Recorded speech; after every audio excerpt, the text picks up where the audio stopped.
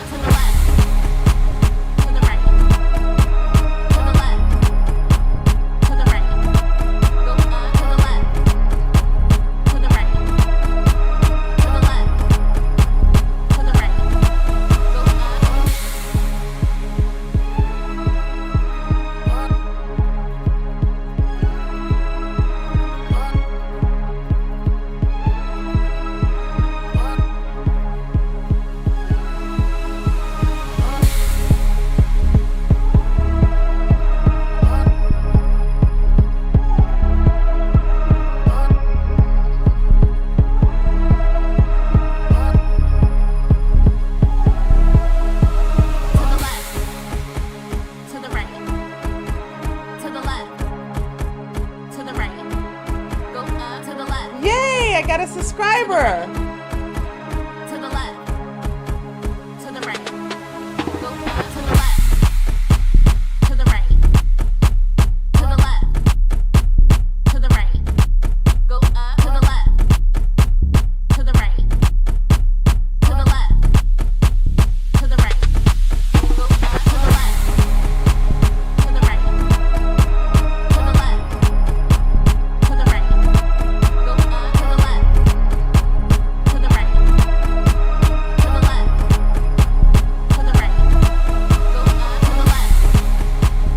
the left. To the right. What's up, taters? To the left. How y'all doing? Somebody subscribe? I got a subscriber. Who that? Who did that? Oh, Falima Nima done did a subscription over there on Kick. Thank you for, hello. Oh, look at the little cutie little cat waving at me. Hello. Thank you for subscribing. Appreciate that. Oh boy, what a freaking day. This is going to be a very unique stream, ladies. Hold on. Oh shoot, that's right. Thanks, that shizzle. I meant to put that dono link there. Hold on. Come on, dude. Okay, let's see. All right, hold on. Let me do that right now. I'm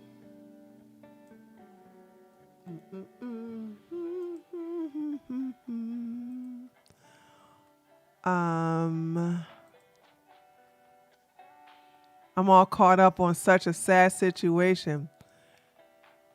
Yeah, and I'm, uh-oh. Damn, what the hell did I just do?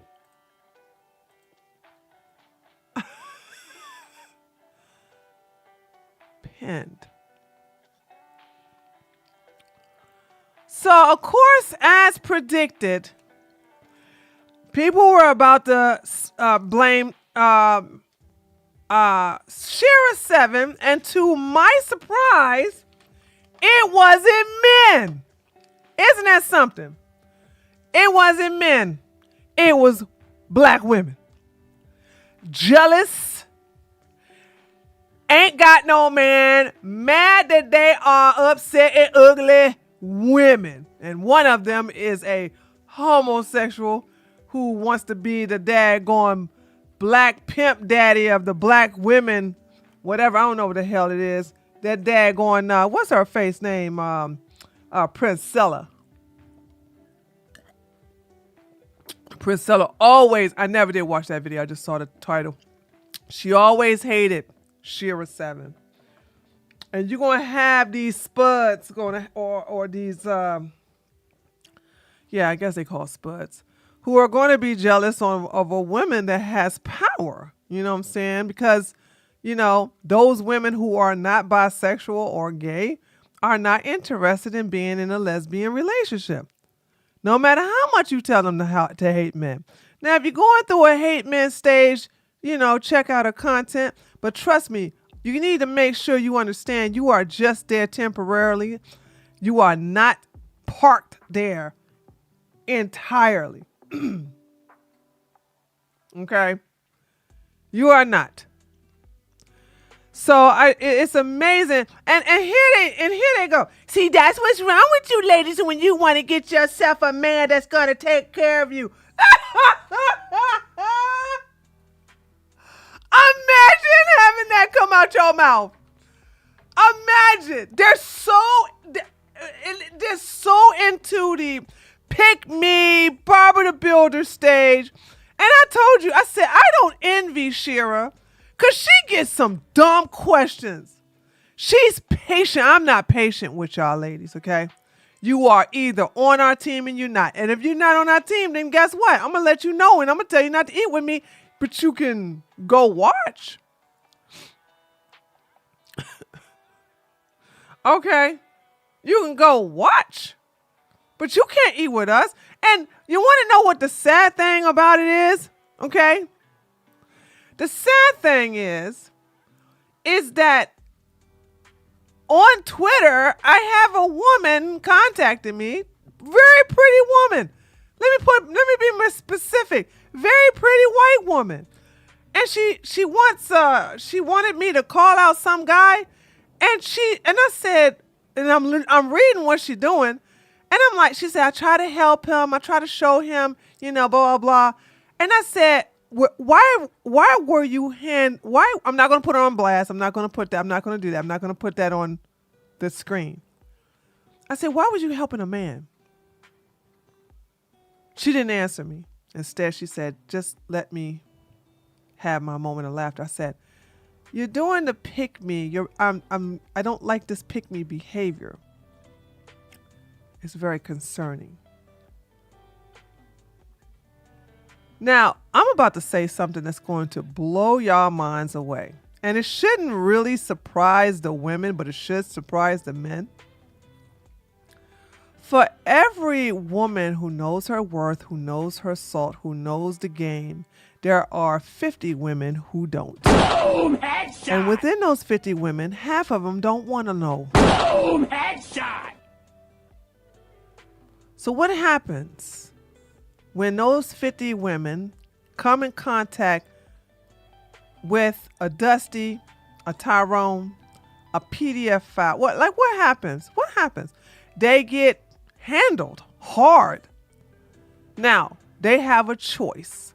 They have a choice to learn from that experience, to toughen up their interior, to toughen up their heart, and to be more selective, more vetting, and to do for self. Okay. One thing that SheRa 7 said is that she's never taught any woman to act out of desperation. And I didn't even think about that because I thought that's the default. I thought that was just the default setting. I'm thinking like, well, nobody should act out a point of desperation. Come to find out, that's a very common thing for women to act out of desperation when it comes to these men. And, men that they think they're going to be a provider man, right? And I think like, these women just should not get into this game. I'm more against them because it's like they don't have what it takes. You don't have what it takes. You just and also let me just say this, because I know everybody blame like that woman did not do one thing SheRa said. Not one. She didn't do one thing. And then I have some clown going to tell me, oh, well, she said go after a provider, man. How the hell did she, and she went after the provider, man. That's the one thing she went after. I said, no. She said go for provider men that love you and desire you 5 times more than you desire and want them. The ones that want you more. Am I lying? Who here listen to, like, I don't listen to her content because she's not telling me, she's telling me stuff I already know. It's redundant. I listen to her occult channel, which she doesn't hardly post on there regular. She's more regular on her relationship channel than her occult channel. And she always preach, go after men who want you way more than you ever want them.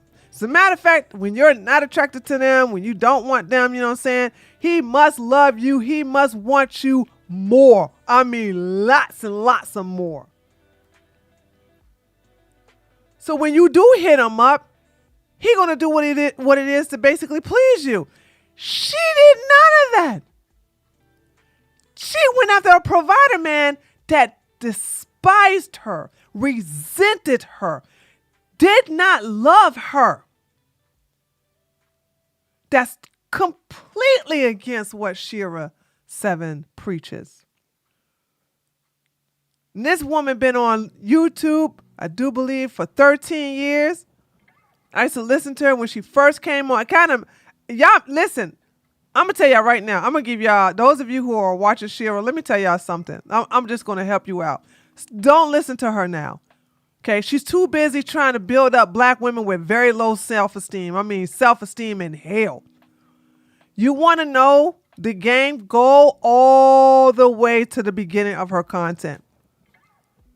Look at the content that's about 9 years from now. I kid you not. 9 years from now. 7 years from now. No, don't pay attention to the content today because there's too many black women in there talking about something. Oh my God. Can I get a man at 500 pounds? How do I get my girlfriend to give me my boyfriend back?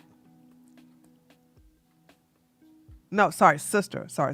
How do I get my sister to break up with my ex-boyfriend so he can come back to me? And of course, we got the whole Dusty thing. I'm doing 50-50 with my live-in boyfriend of 6 years. How do I get him to do a provider? It's all this stuff from women who should never be in the game because they don't have the psychological stamina in it. And also, you know, when you're asking questions like that, you know, you'll never get a provider, man. You'll never get a good man. Like, what the hell? I mean, what? Okay, so there's a video of this woman having her daughter screaming, ow, and crying in the background, and the ISIS chick did nothing. What ISIS? What chick? Ow, and crying in the background, and this ISIS chick did nothing. Girl, rewrite your thing, Revenir. I don't know what you're talking about. He has to love you more, SheRa. Fine. Yeah, exactly.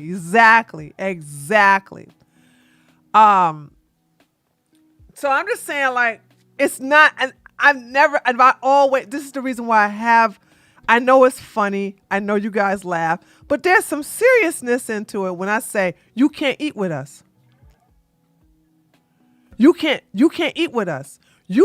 When I say you can't eat with us, okay, the trophy wife is what she's talking. Oh, okay. So I'm just saying, like, I didn't see all the trophy wives videos. And see, this is another thing too. So take a deep breath of what I'm about to tell you, ladies and gentlemen. Just take a deep breath. You know how some of y'all said that Brittany did a exposed video on the Universal Guru, and I said who, and then who was another one? Oh, and this chick, the trophy wife chick, right? Never heard of her before in my life. And we're going to go back to vibrations, right? If a woman is not on my vibrational level as a content creator, she's invincible. Invisible. Not invincible. She's invisible. I don't see her. She's not on my level. I can't, especially these nice content creators, right? I can't relate to these women. Okay.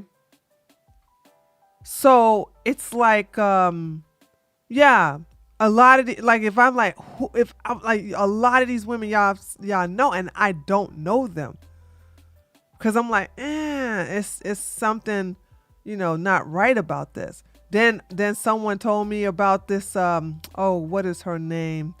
Something Pink, who got locked up. She used to be cool with SheRa. Okay, that was before. Like I said, I was doing my own thing. So, and I went to go look at her content. I'm like, how y'all think? Didn't even know who she was, but I went to look at her content. I'm like, well, why would y'all listen to her? I could just tell that this is BS. There's a certain aura. There's a certain mentality that comes from women who live the life. You know what I'm saying? And I don't, and I've said this many times, I said, it's just not for everybody, just like, there you go. Yeah. Michelle Pink. I just learned about her because I'm looking at videos that are basically taking a mockery out of SheRa 7's teachings. SheRa 7 teachings work. I'm telling you, I'm a living example of it working. However, I am a biatch. That's why it works. How many of you, here's an example. How many of you can get a man and you're like, oof, yeah, he got money. He don't mind spoiling you. Okay. Y'all vibing real well, got so much in common, and he's very intelligent. All of a sudden, like he does something, or he want to have a disagreement, he wants you to do something that you don't want to do. And it's like a hard line. It's nothing sexual. I'm just saying, like, say for instance, I hate the color pink. I hate pink. Okay. No matter how much my besties try to buy me stuff in pink, I don't wear it and I don't use it. I don't like pink. So say for instance, if I, pretend I'm single and I was dating a guy, or I was dating my husband, right? And my husband bought me this beautiful pink sundress. I refused to wear it. He spent a lot of money on it. I'm like, let's go take this back. I don't like pink. I don't want to be in no pink. And he insists that I wear pink. And I go, nope, not going to do it. And I walk away. And he gets mad. How many of you can do that? How many of you can disengage and walk away with confidence, as in, I already said what I got to say. There's no need to debate the issue. Some of y'all will sit there and want to have a dialogue and explain, no, honey, you need to understand there's nothing wrong with it. I'm not doing all that. I said, no, that's the end of it. Bye. Argue with yourself. We had a Twitter space. This past Tuesday. Is a very good Twitter space. Hold on, let me show you what the Twitter space said. You guys, I don't want to say it on YouTube because, man, they've been hitting me with demonetization lately. Where is it? Here we go. This is a really good Twitter space right here. Really good. I gave scenarios to see what level of the B word you are, right? The first scenario was you and a man that you a man asked you out on a date to a nice restaurant, okay? Not the Cheesecake Factory, not the Olive Garden. This is a nice restaurant, one that you have to get nice and dressed up for. And I said in the scenario, you sit down and he compliments you. He says, "Oh my God, you're so beautiful. Wow, you're just gorgeous. Oh, thank you so much for accepting my invitation." Blah blah blah. He kissed your hand, and the waiter comes by, and the waiter starts flaunting you. He starts flaunting you in front of the waiter, saying, "Aren't I lucky? Look at how beautiful she is. She's so radiant. We're going to order your best champagne because this is a celebration of a union that I have a funny feeling that will be for the rest of our lives." And then he says, "Oh, great. We will get the blah, blah, blah champagne." I don't drink, so I don't know. Right. So you give your order, okay, your entree, and whatever you want to drink in addition to the champagne. He gives his order and in addition to a appetizer. The waiter says, "Will this be on 2 checks or 1?" And he looks at the waiter and says, "This will be 2 checks." And he looks at you and say, "Is that okay? I hope that's okay. I only have enough money for me." What would you do? And it was, good thing every woman on the panel said that they will leave. But we had a young lady who came in because we let people come up. Towards after the main panel speaks, right? And one young lady's her name is Dot, and I asked her about that question. I said, now all of us said that we will leave, like everybody. None of the women, the original women, or should I say the foundation women, did not say they was going to stay. They said it was going to end up and leave. And I said, I'm going to leave, but I'm going to go to the bar. I look too good to go home, okay? What the hell am I going to sit up here and all that beautiful? I'm looking daggone good. Let me tell you something. I know how to work a bar, baby, okay? Trust me, I'll end up getting a replacement date in 20 minutes. Give me some time. Not going to let all this go to waste. I'm looking good, all right? I got on my new wig, whatever. It ain't going to be a Donna Summers woman. It's going to be something else. Anyway, I'm looking beautiful. Anyway, so one of the young ladies said, when we allowed her up, that same scenario about the man saying, "Would this be 1 check or 2?" And he says 2. And the young lady said, "I'm going to sit there and I'm not going nowhere. And he going to have to pay." I'm like, well, he don't have to pay if he tells the waiter that it's a 2 check, and he said he only got money to pay for his. And then she said, "Well, I'm just basically going to sit there and just argue with him." I'm like, what? No, leave. Why sit there and have a back and forth on why he should pay for you? And this is what I'm talking about. This is what I'm talking about. Is where a lot of black women, because she's black, you all don't understand, like, you all want to fight battles that ain't worth it. Not all black women, because this goes to show you about the whole Fresh and Fit. Oh, Empress is supposed to be on Fresh and Fit. Like, let me see if she did it. I told her don't go on Fresh and Fit. Hold on. I told her don't go on Fresh and Fit. But I think she's going to go on there anyway. Hold on. We're going to put a pin in that, ladies and gentlemen. Hold on a second. I said, girl, don't go on Fresh and Fit. I'm telling you, it ain't worth it. I said, that's the ghetto side. Okay, it hasn't started yet. Let me see. Hold on a second.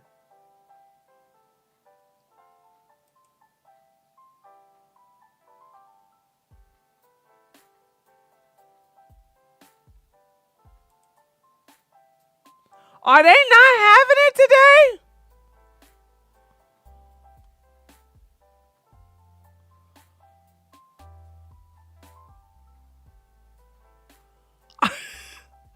Are they not having the after hour show? Or maybe the after hour show didn't start yet.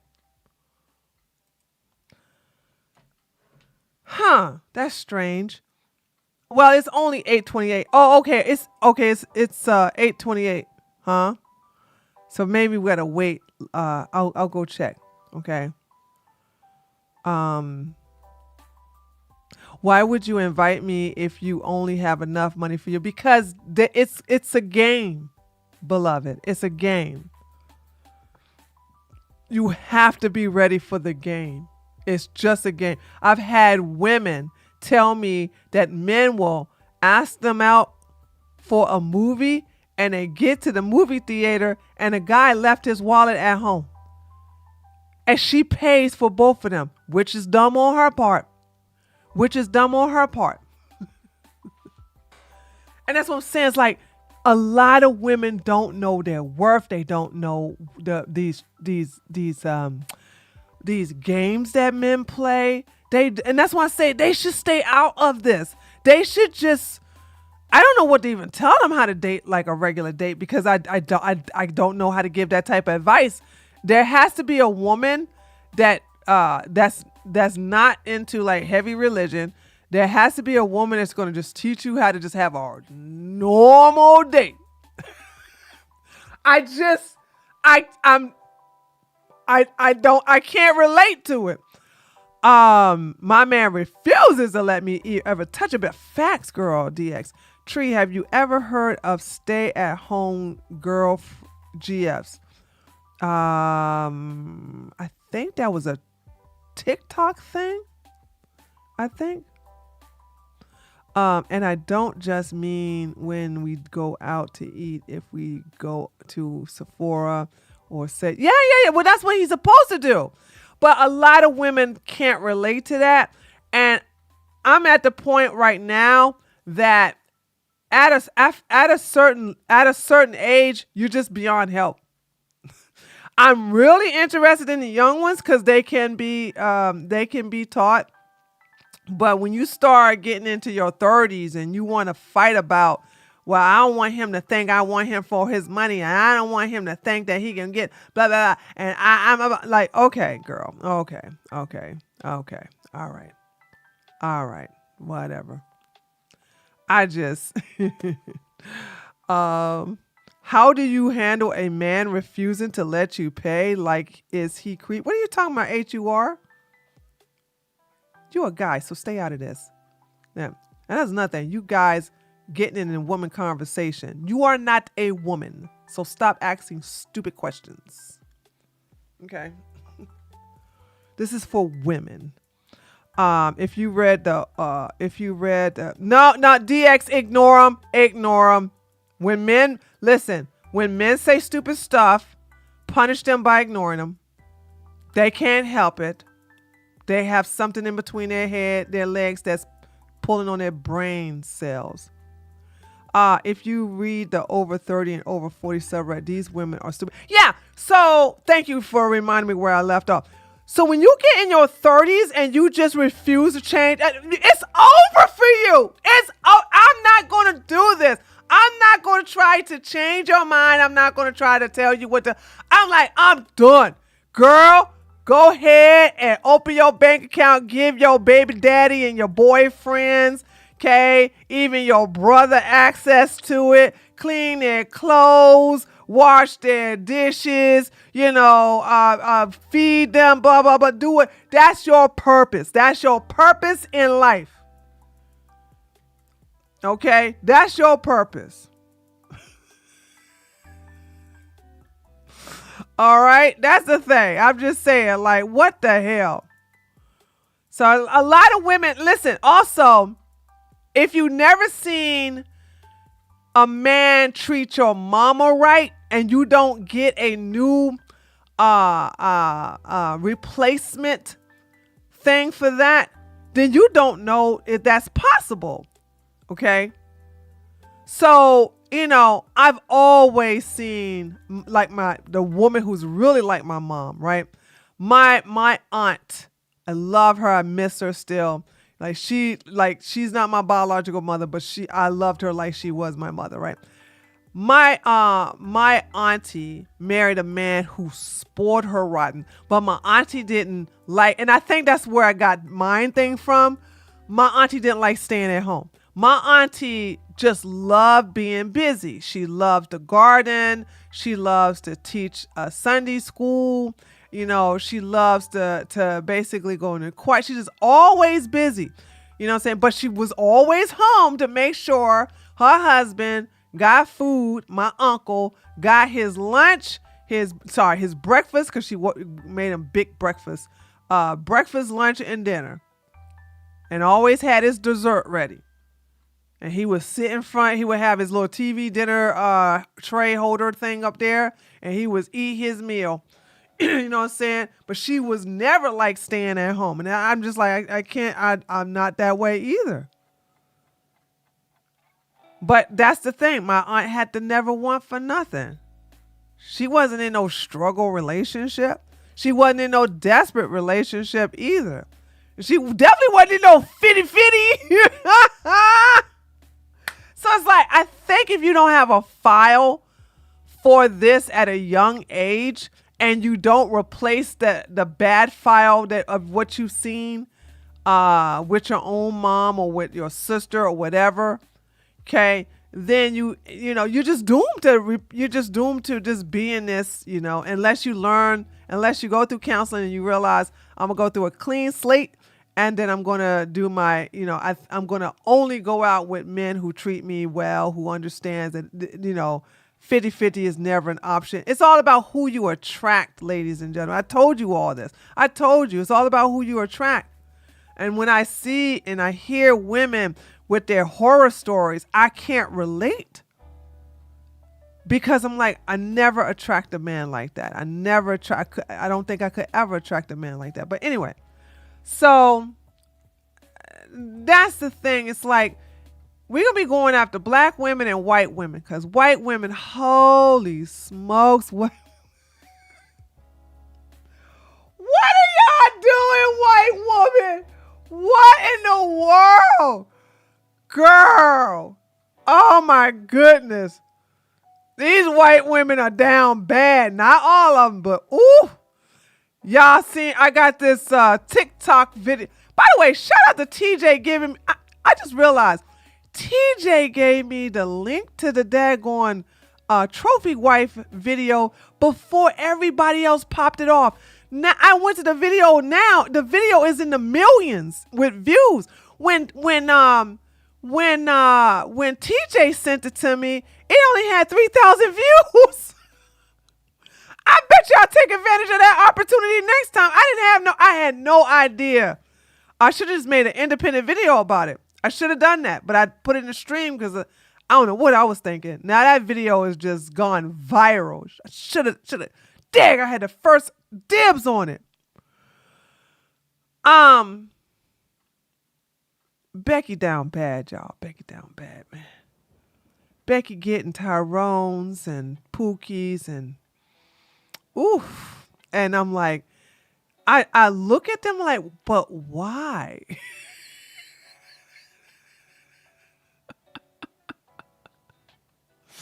I don't. Becky, yeah, Revenue, like, I'm so disappointed. My father and grandfather both treated their wives like queens. They set the bar high for any man in my life to reach. I wouldn't put up with anything. Look, there you go, Candace. There you go. No, I don't have to hook up DX. That was like I said, TJ gave me that video. I watched it. I said, uh-oh. But then I went and did some research. And I was like, uh-oh. Let's get this out of the way. Let's get, by the way, we're going to do hey, listen. Every day, we're going to do this, chat. Okay? We're going to do this. We're going to see. We're going to do this, chat. We're going to sit up here and see how down bad Pearl is. Okay? All right. Now, Pearl. Shout out to O'Shea Dude Jackson for featuring my video too. Also, Pearl, you put this GoFundMe up how many days ago?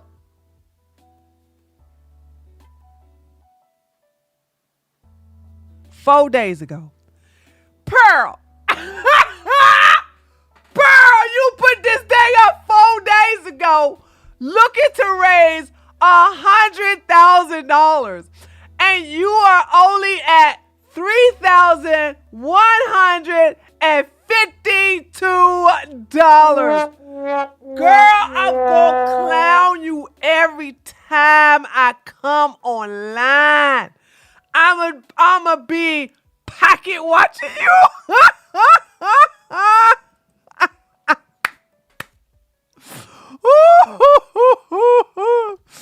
Oh, guys, wait a minute. Did y'all not see me go to Fresh and Fit channel?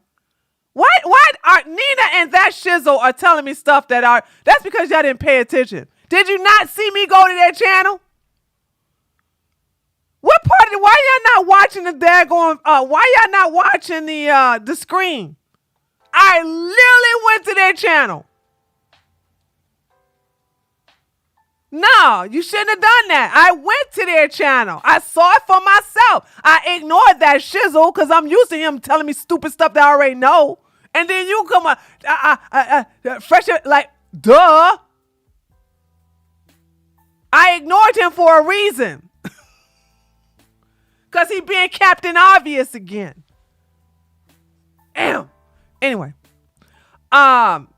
So we got just pearly things over here. $3,152. Okay. So this is gonna be my thing. My thing is I'm gonna start going to the GoFundMe every time I go online. Okay. Every time I go online, I'm going to do this. Wait a minute. Rachel Wilson sent 1,000? No, for real?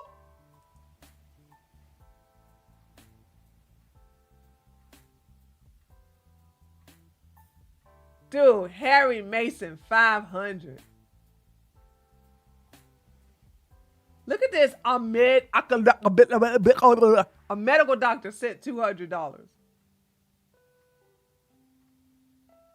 Oh, you know what? Rachel must have, if she did, she must have made it,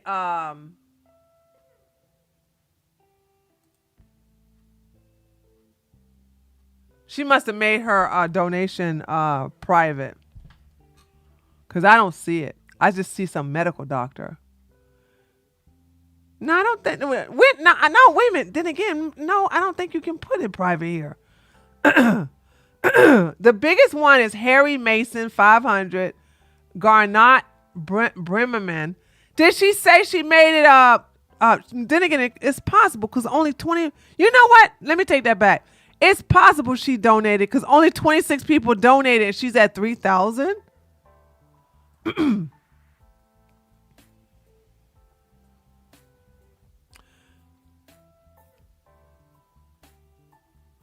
It was a joke. Oh, so you told me a stupid joke? Okay. I don't know why y'all like to joke with me. Y'all not funny. Okay. Sky, get the girl. You ain't funny. Stop telling jokes. Damn. You literally had me in here. What I tell y'all about doing that in my daggone chat? Knowing damn well I don't know you joking. Well, Pearl can interview Rachel about her divorce. Now that's a fucking joke. Okay, that's a joke. That's a joke. See? That's a joke. That's a joke. There you go, Vanessa.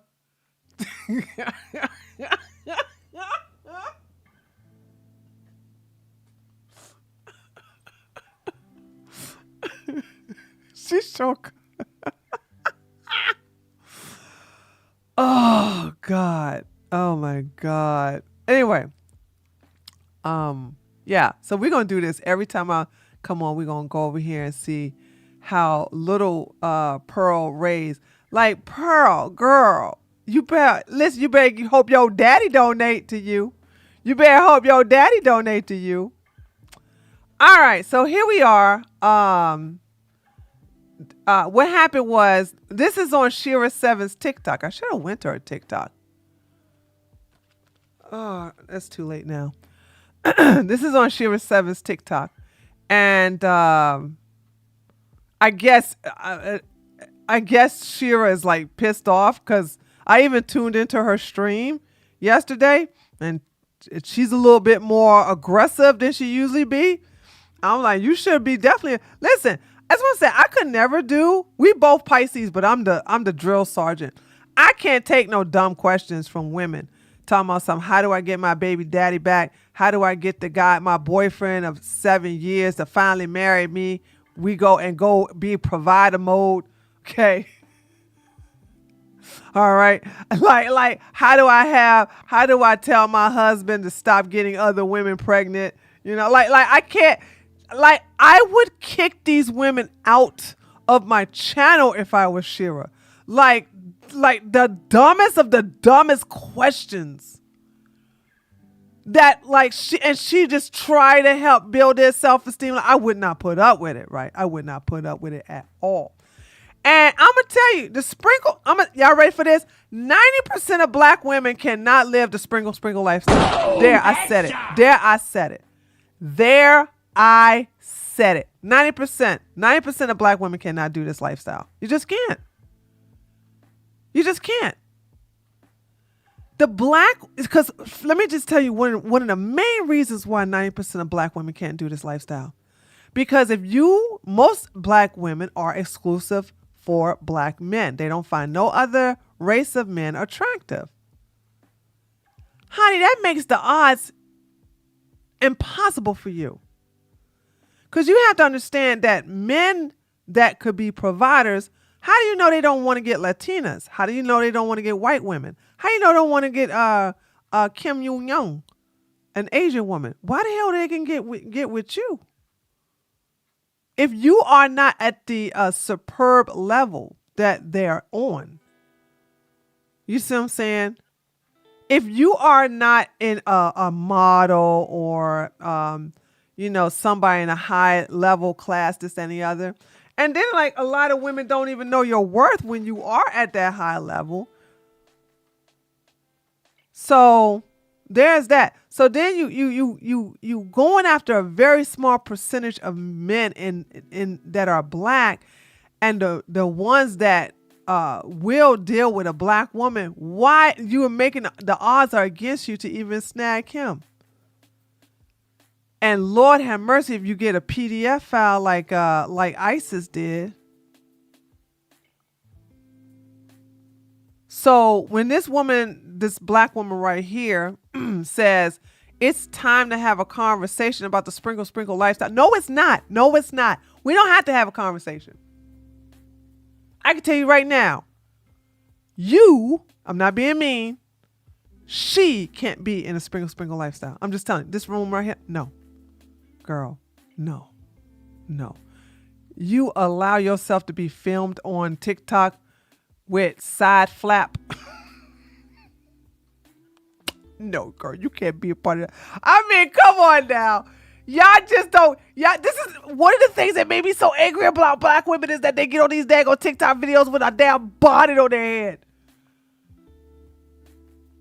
And do you not see that we understand about the cleavage, but I don't even see this cleavage. I'm looking at the side fat cleavage over here on the side of your daggone arms. Like, no. But anyway, let's look at this. Trophy wife's video, and as a mom myself, my heart absolutely breaks for her and her family. But I love that this has sparked a conversation about the detriments to the sprinkle mentality. If anybody marries somebody after 1 week, they dumb. I'm sorry. Sprinkle. I might have to go to her. Look, I might have to go. Hold on a second. I may have to go to her TikTok. Hold on a second, guys. SheRa 7 TikTok. Oh shoot! Not her sister. TikTok. Here we go. All right. Here we go. I watched the Trophy Wife's video, and as a mom myself, my heart absolutely breaks for her and her family. But I love that this has sparked a conversation about the detriments to the sprinkle mentality. If anybody marries somebody after 1 week, they dumb. I'm sorry. Sprinkle. You dumb enough to do that, I'm sorry for you. I'm sorry. But if you're sitting out there, you learned everything from me. Did you learn how to be smart? Did you learn how not to be desperate? You didn't learn from me. Did you hear when I said stop being desperate? Did you hear when I said don't be a 80% of SheRa's audience that don't belong there are desperate. And whenever I hear a woman, when did I hear this? I think I heard this a couple of weeks ago when I went into her chat. Because whenever I want to I don't even listen to SheRa. Like I said, she's not telling me anything I know, right? But when I hear a woman say, a man took me out to dinner and I feel so guilty. I gave him head and now he doesn't call me anymore. What can I do to get him to call me? I'm like, you gave head after one dinner date?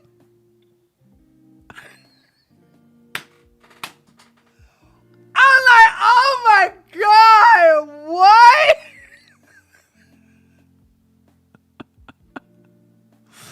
So these are the type of women. These are the type of women that are in her daggone chat asking her questions. Okay? Vanessa, the man is not calling. Why would the man call her when he got hit?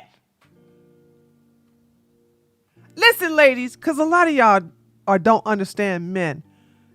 You can ask them. Head and intercourse are on the same damn level with them. You know why? Hold on. I don't want no men to answer this question for me. I'm going to see if the women understand men. Why is head and intercourse on the same level? It's the same damn thing for them. Please explain. It's not the same thing, but it's the same. It's the same thing, right?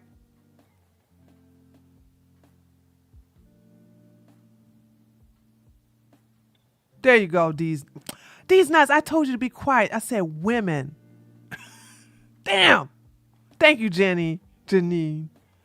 Yeah. He climaxed either way.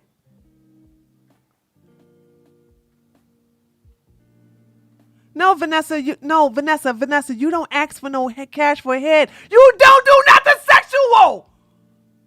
Oh, these nuts, you a woman? Okay, you want to change your name because I saw these nuts and I thought you was a man. Ladies, stop thinking you got to do something sexual. That's the problem. Now, you know, these nuts, you understand I thought you was a man all this time. Because why would a woman name themselves these nuts? I'm just goofy. That's a different type of goofy, but okay. Yeah, look, all this time I thought these nuts was a man. Seriously, all this time I thought these nuts was a man. I have been a talking to these nuts as if these nuts are a man.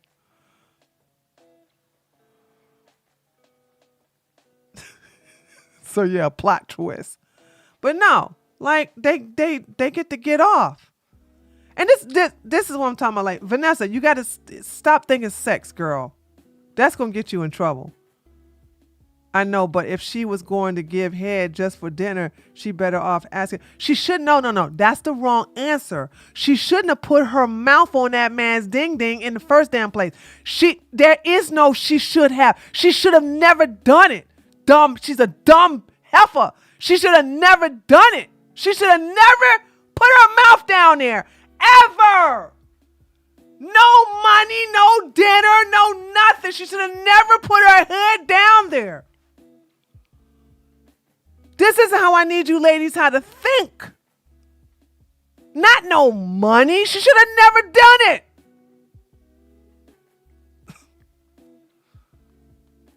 Y'all don't get the thing about the thing about this is the more you hold out, the more powerful you are. And if they are not interested, they're going to just leave.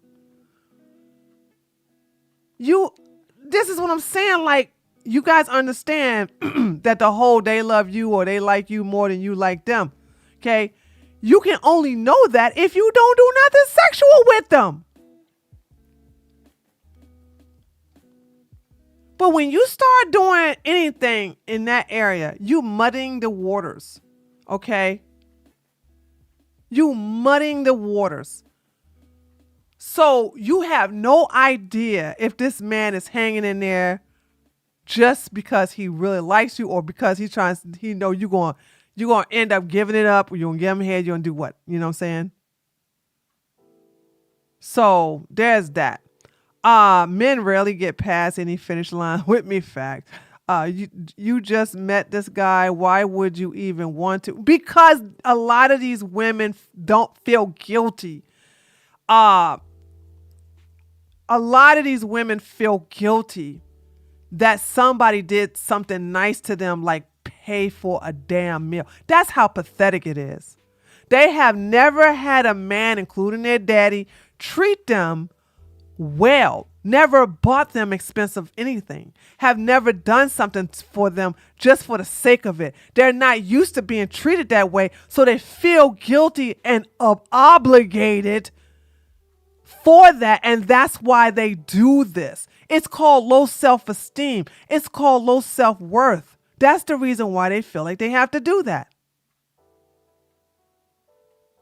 What about non-sexual things? What you mean, Keiko?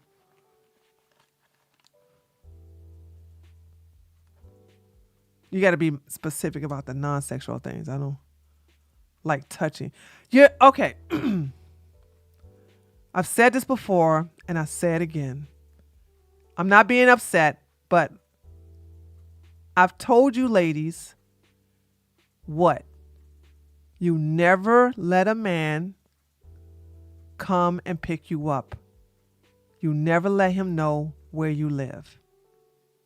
I've also told you ladies to meet the men over there at the restaurant. I also told you ladies to never get in a car with him. Don't let him sit in your car. Don't sit in his car. I said to always be around people. Now, if you listen to Tree of Logic tell you that, how do we get to the part of touching his ding ding? How do we get there? If you are around other people, okay? If you're around other people, and I told you, don't go over his house for no Netflix and chill. Don't sit in his car for any reason. Don't let him sit in your car for any reason. If he walks you to his car, give him a kiss, get in your car, shut the door, lock it, drive off. That's what I'm talking about. And that's where you ladies go wrong. And that's why you get got. And this is why I said this type of lifestyle ain't for a lot of y'all. Because the fact that you found yourself in a car with a man, you dead wrong anyway. You are literally in that low vibrational state of mind. You are literally low vibrational. You are in gutter level. I have been preaching that for years about don't do this, ladies. Okay? Shut up, Reverend dear. But see, here's the thing, Keiko. See, y'all ladies get in the car with these men. And then you understand you are on his terms, right? You understand. Y'all still know that he's still stronger than you, right? I don't understand. What is the purpose of going in a car when you can sit on a bench in front of the restaurant and talk? That man is hoping that you're going to do something to him sexually. And you women are so stupid and you don't think like how men think. You think how you think. You think, oh, I'm just going to sit here and just talk. And that man going like, man, I hope she's put her hand on my thigh. Oh, gosh, I hope this song turns her on. I hope she let me look at them titties. Y'all don't think like men, dum-dums. And then y'all want to know why I'm so hard on you. I'm like, what? Why would you do that? Why would you be alone? Why would you? I'm like, what? Now, if you're young and you do stupid things, you get a pass because you're stupid still, because you're young. Young people are stupid. But you got to think like a man, right? If a man says, Dad, baby, like my car's in the shop right now. Hey, why don't you take an Uber over here and I'll pay for it and I'll have a nice meal for you. Do you know how many women will go for that daggone invitation? Y'all never think, and the only reason y'all don't think this way is because you never think selfishly. You never think, what's in it for me? If a man asks me, first of all, I never had a man ask me on Netflix and chill. If my husband ever asked me on something like that, we wouldn't even be married today. He would not even be my husband. You got to ask when a man asks to do something, he asks you blah, blah, blah. And another place, and then you got to ask, what's in it for you? And y'all don't ask that. You don't never ask that in your own head. I didn't say you had to ask him that. If he wants you to sit in his car, you have to ask yourself, what's in it for you? And that's a sincere question. What is in it for you to sit in somebody's car? What is in it for you to go over some guy's apartment for a Netflix and chill and a free meal? Another thing I tell women is to stay out of men's hotel rooms. And I did this early on when I started doing relationship advice. As a matter of fact, we was watching a certain content creator who I shall not name because I don't like him. And he's like Beetlejuice. You mention his name 3 times, he appear.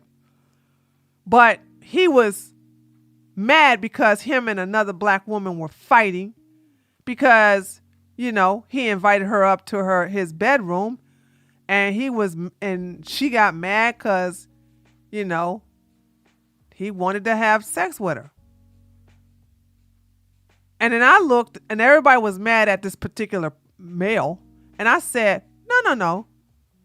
Why would you go to his hotel room any other day? Like, what's the purpose?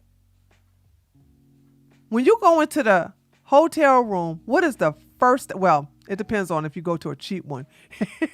If you go to a cheap hotel, the first thing you see is a bed. But if you go to a nice hotel, you got to go down a hallway and then you see a bed. There's nothing more sexual than a hotel room, baby. And there's no need for you to go to a man's hotel room, even if you work with him. And he says, oh, I left the briefing papers in my hotel room. Want to come up here and walk with me and come get it. Be like, no, I'll wait for you in the lobby. Go ahead and go get it. I'll be right here and wait for you. There's no need for you to go into a man's hotel room. Unless you're about to do the wild thing or get nasty or do the ding, whatever. There's no need for you to do that. But Tree, he got me a 5-star resort hotel. Yeah. I talked about that on a space too. When the guy got free ticket, he blew up at her and gave her 2 exclusive tickets to a 5-star resort hotel. And I said, I told young women, don't go on these things by yourself, if at all. And if you do go, get your own room. Make him pay for it. And he doesn't get the key, but make him give you the money so you can buy the daggone room. It's just, there's so much layers to this. And if you're not on a certain, if you don't have a certain level of bitch inside of you, stay out of this. Just stay out of it. And most women don't have that. Okay? Okay, here we go. How not to be desperate. That you didn't learn from me. Did you hear when I said stop being desperate? Did you hear when I said don't be a PickMe? Did you hear when I talked about background checks? Also, come to find out that the trophy wife was a fan of Kevin Samuels.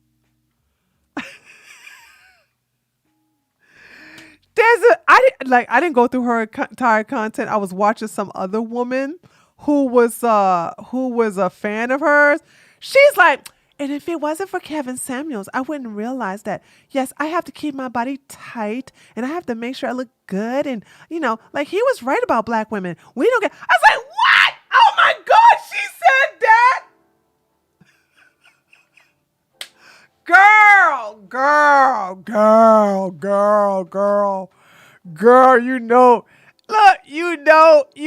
you in bad shape when you want to sit up here and use Kevin. First of all, you can't be a follower of Kevin Samuels and SheRa at the same damn time. That makes no damn sense. You desperately put your children in harm's way. Also, SheRa 7 says that your tricks should never see your kids. Did she not say that? Did she not say that? She said the men that you tricking should never see your kids. Why? You tell them you don't have any. She said you don't tell them you have any kids.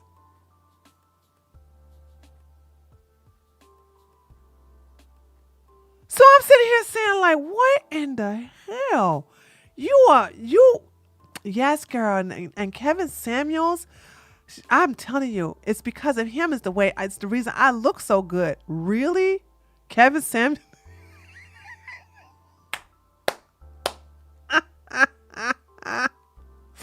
Really?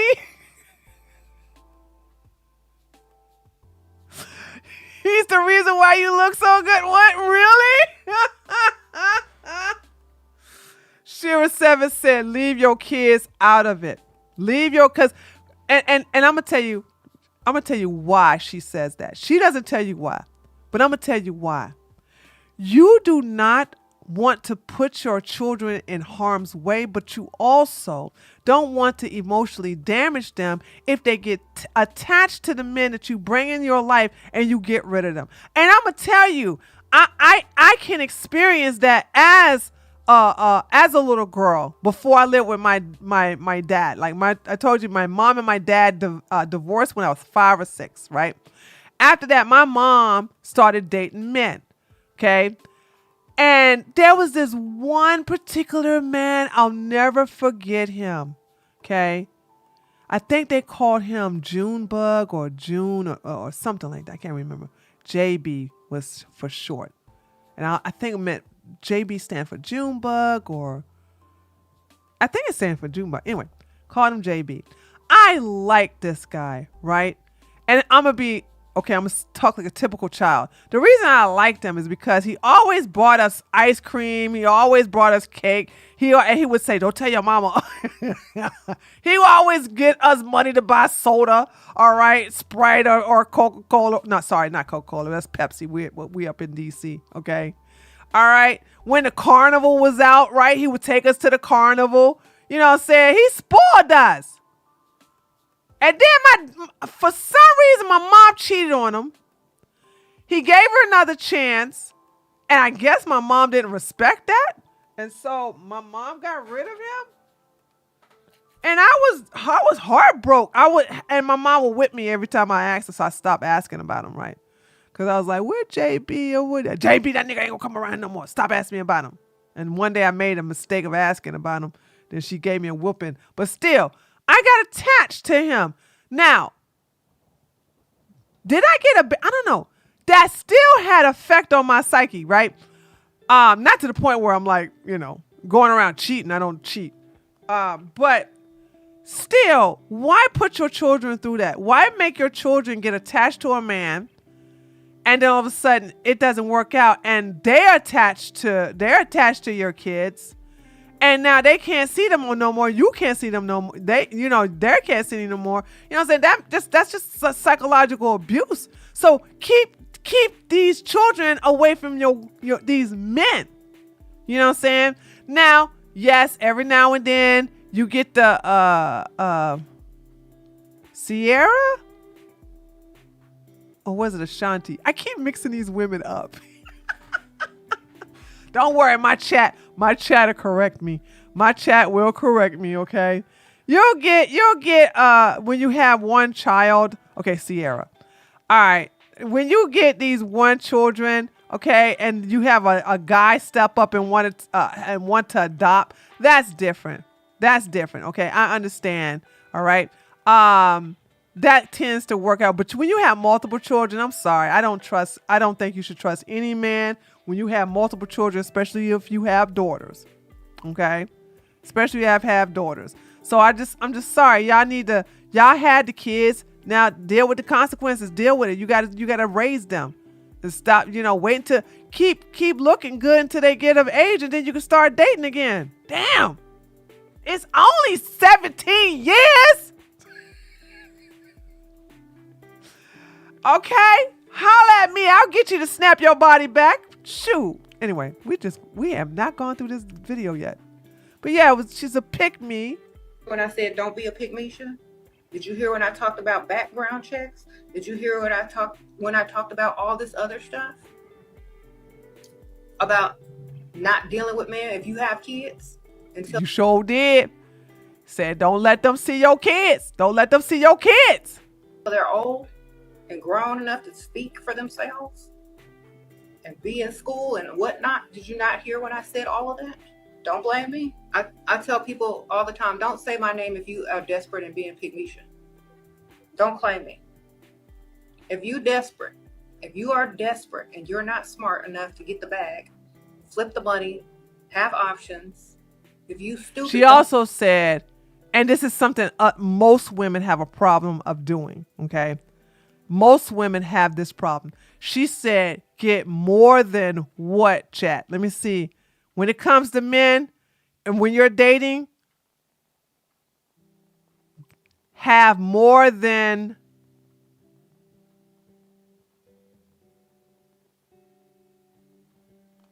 hold on, let me look at my other chat. I don't have my other chat over. Yes, exactly.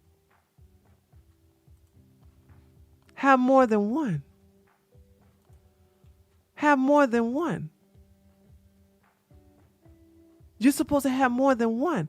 And what women will do, they get this one guy. While the men have more than one, you have this one and you're all like harbored on this one guy. You just, how come he didn't text me back? Why you didn't call me back? Where you at? Oh my God, I didn't.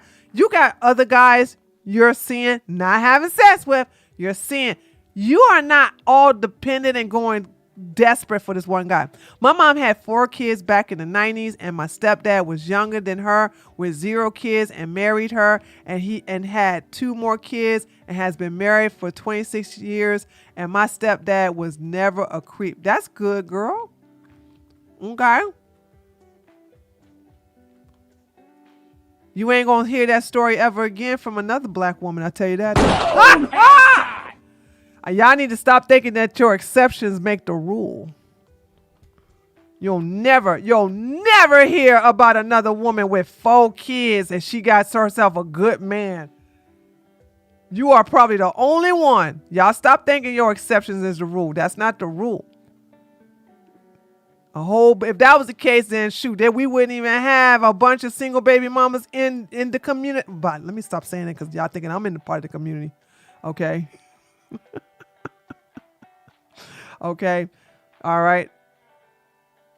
We wouldn't be having a single mama epidemic there. Okay. I'm not part of the community. All right. So I don't care about your anecdotal experience. I'm telling you, for the most part, that does not work. That does not happen. Okay. And we are in 2024. Hell, I wouldn't even do that. I wouldn't even recommend a woman do that in the damn 90s. Unless, hold on. The only way I would recommend a woman, hold on. I got a caveat. I got an exception to the rule. Okay. The only way I would ever support a woman with 4 kids taking on a husband is if that husband is a beta male that you can walk all over and fleece and enslave. Other than that, I don't recommend it. Okay. If he's a beta bitch, then you can do that to him. Okay. Because he going to end up taking, watching the kids, working, blah, blah, blah. But, if he's a regular man, no, I don't recommend that. I don't recommend that at all. Y'all don't do that. Keep these, especially if like I said, if you have a oops baby or 1 baby, then that's fine, because I do like the fact that Shaquille O'Neal is who he is because of his stepdaddy. But then again, Shaquille O'Neal is a boy. Okay. All right.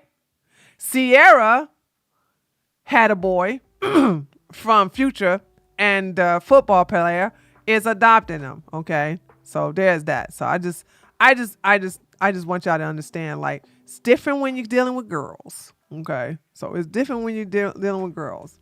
Yeah, no, I mean, no hate Tabitha, but I'm saying like everybody's experience different, and your experience is not even close to being the norm. I would have to say it's probably like 0.04% of chances happening.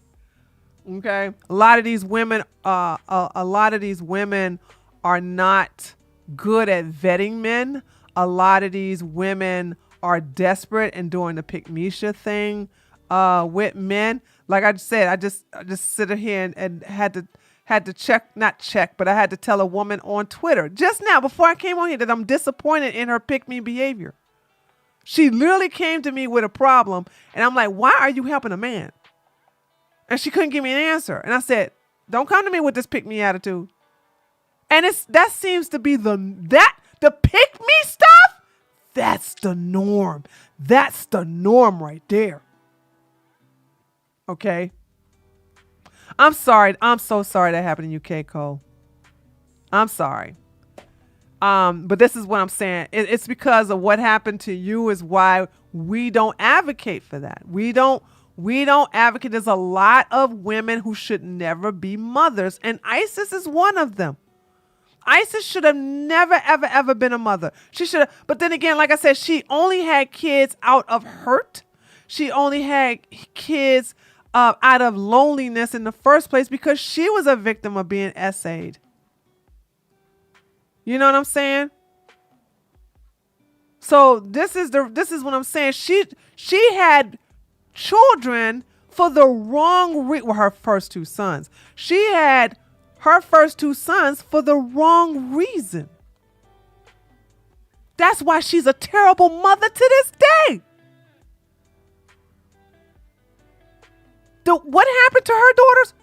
100% her fault. I know you want to say, oh, was she the one? No. Mothers are the gatekeepers to their children. We are the protectors to our children. We are the gatekeepers. You cannot get to the children unless you get through the mother.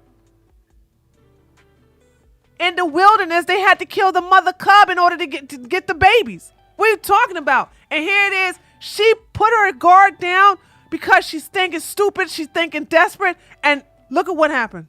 Look at what happened. So I'm just sitting here saying, what the hell? Anyway, let's continue. Claim me. If your IQ is low, please don't claim me. Desperate and being pygmalion. Don't claim me.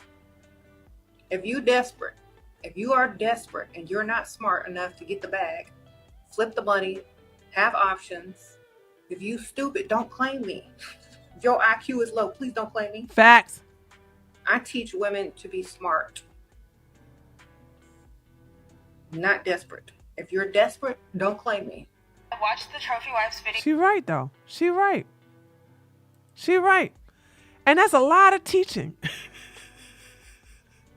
Okay. There's a lot of teaching. She does a lot of teaching, and I don't envy SheRa at all because I don't have the patience for those type of women. I would be cussing them out, telling them to get the hell out of my daggone channel. This ain't for you. You can't sit. Look, I'd be like, all of you Barbara the Builders and Pick Me Shirts, get the hell out of my chat. I'm about to ban you. Sprinkle.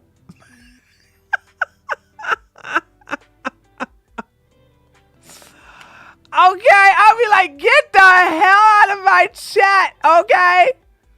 So what the hell? I'm not going to cater to this. The hell are you talking about? Listen, even if Isis was single with no kids, I would still clown her, still have no respect for her for wanting to get her one relationship where she was living with a guy. No ring, by the way. I told y'all to stop doing that. And she moved in with another guy within a week. She asked if she could stay with another guy she don't even know. She can stay with another guy she don't even know. That wasn't even something acceptable for single women with no kids to do. No woman should do that. Ever.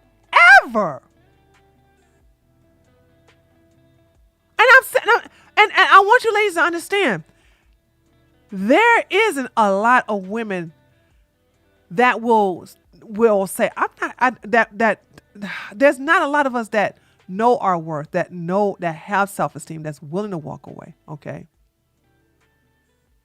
And it's like, you all have your protective instincts are just all mugged up, because ain't no way you would just a week talking about some, can I stay with you? My lease is about to go up. I'm like, bitch, don't you have a $9,000 job? She wasn't broke, Dazzle D. That's the thing. She didn't quit her job till she got married to the PDF file. She was making $90,000 a year. And then she hooked up with some other guy and started living with him. $90,000 don't make that. This one saying she could have got her own place. She also have a mama. She also has 2 sisters. She did not have to go and ask this guy to live with him. She has women she can move her kids, her 2 sons at the time, in. Okay? So there was no need for her to sit up here and ask some grown male stranger if she can live with him when her lease is up. She has a mama and 2 sisters. Not only that, though, but she got $9,000. She could have got a place that she could rent real quick.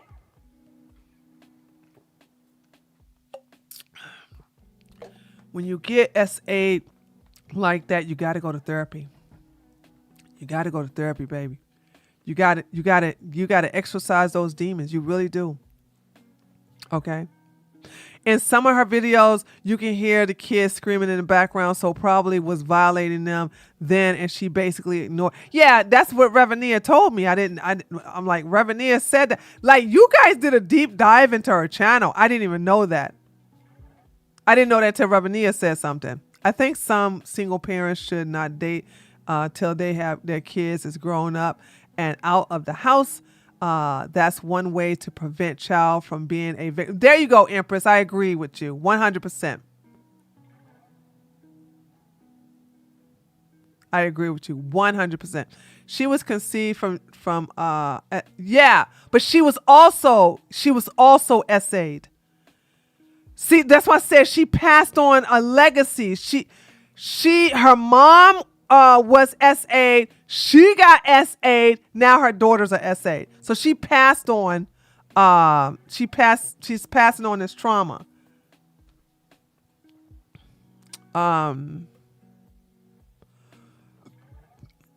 Moving in with a man his heart is insane. Doing it with kids is criminal in my opinion. Candace, 100%.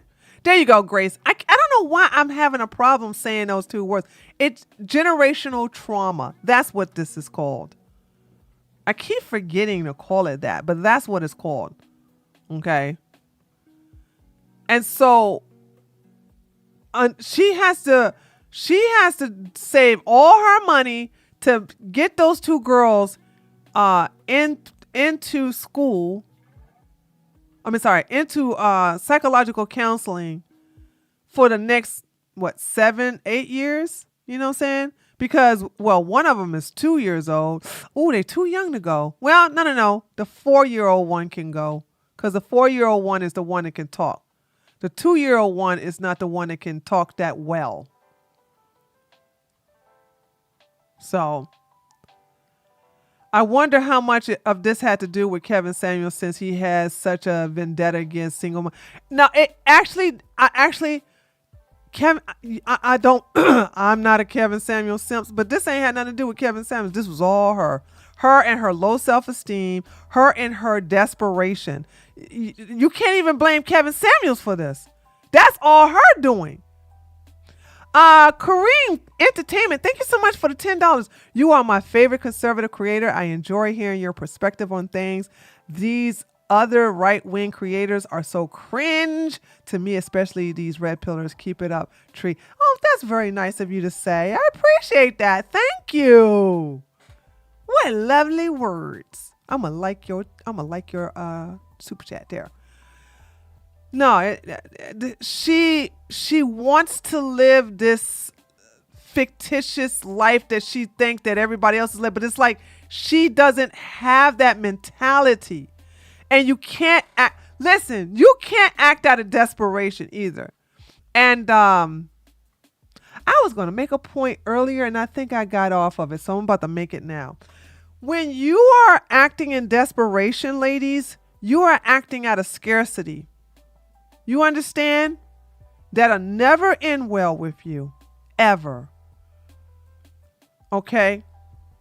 Because men can sense desperation. Men can sense it quick. You have now turned yourself into a prey. And that's a predator can smell it on you. Anybody can smell desperation on you when you act like that. And so, remember when I couldn't understand how he can just get out of the bed and go and SA his daughters while she's sleeping? And now I don't even give her a pass because I said, and I know we was talking about heavy sleepers versus light sleepers because I can, whenever my husband get out of the bed, I can always tell. And I can tell how long he's out of the bed until he gets back into the bed. I can tell when the dog jumps on and off of the bed. And I'm sleeping, by the way. I could just tell. So it's like, you mean to tell me all these years you didn't know at all that he was getting out of the bed and doing that to your daughter? Like, girl, come on now. Come on. Nah. But I don't got no kids, so I really can't speak from experience. So I have to like take other mothers' experience. So there's that. Yeah, Tree, I just meant that maybe she internalized it, not necessarily blaming him, but maybe since she heard it so much, it made her want to jump the gun. No, I hear what you're saying, DX. I hear what you're saying. But no, she was already feeling worthless because she just got out of a failed relationship with another provider, right? So she was in a relationship with a provider and it didn't work because he didn't vibe with her sons the way she wanted to. And so now she's in desperate mode because she's been bragging about being in this good relationship with this good provider who always spoils her. And now the relationship ends. Now, for some women, when they have gotten out of a relationship or the relationship is over, they have shame. There's nothing to be ashamed about now. Let me just say that. But they do. Some women feel ashamed that they had to leave or they were left and due to a failed relationship. So they have to now say, I'm single instead of saying, I got a boyfriend. Okay. They have that same thing with women in marriages. It's a form of shame. It shouldn't be. I need to put this out here. It should never be a form of shame because a relationship didn't work. Okay. So then you have some women who don't want to mention about being divorced. Look what happened to our girl, Laura Southern. She was divorced for 2 years and didn't want to tell nobody because she didn't want people to think that she was a failure in her relationship as a trad wife. So that has to stop. But that's what happened with Isis. She felt ashamed. So therefore, a good way to make up for it was to jump into another relationship with a man who has the money that she's looking for, and therefore she can save face. And that's desperation, low self-esteem, and pick-me behavior. That is what this is. That's all this is. I don't think she got it from nobody but herself. She wants to keep up pretenses. She like, if you go through her videos and say like, girl, how could you have that man and you wedding picture behind you and not have no idea what he's doing to your little precious little girls? Come on, dude. Come on. And she just keeping up with the By the way, I forgot about this. That man R-worded her 4 times and she still, oh my, let's go. Oh God. Hold on. What, hold on. I just thought about that. I just thought about this. She got married.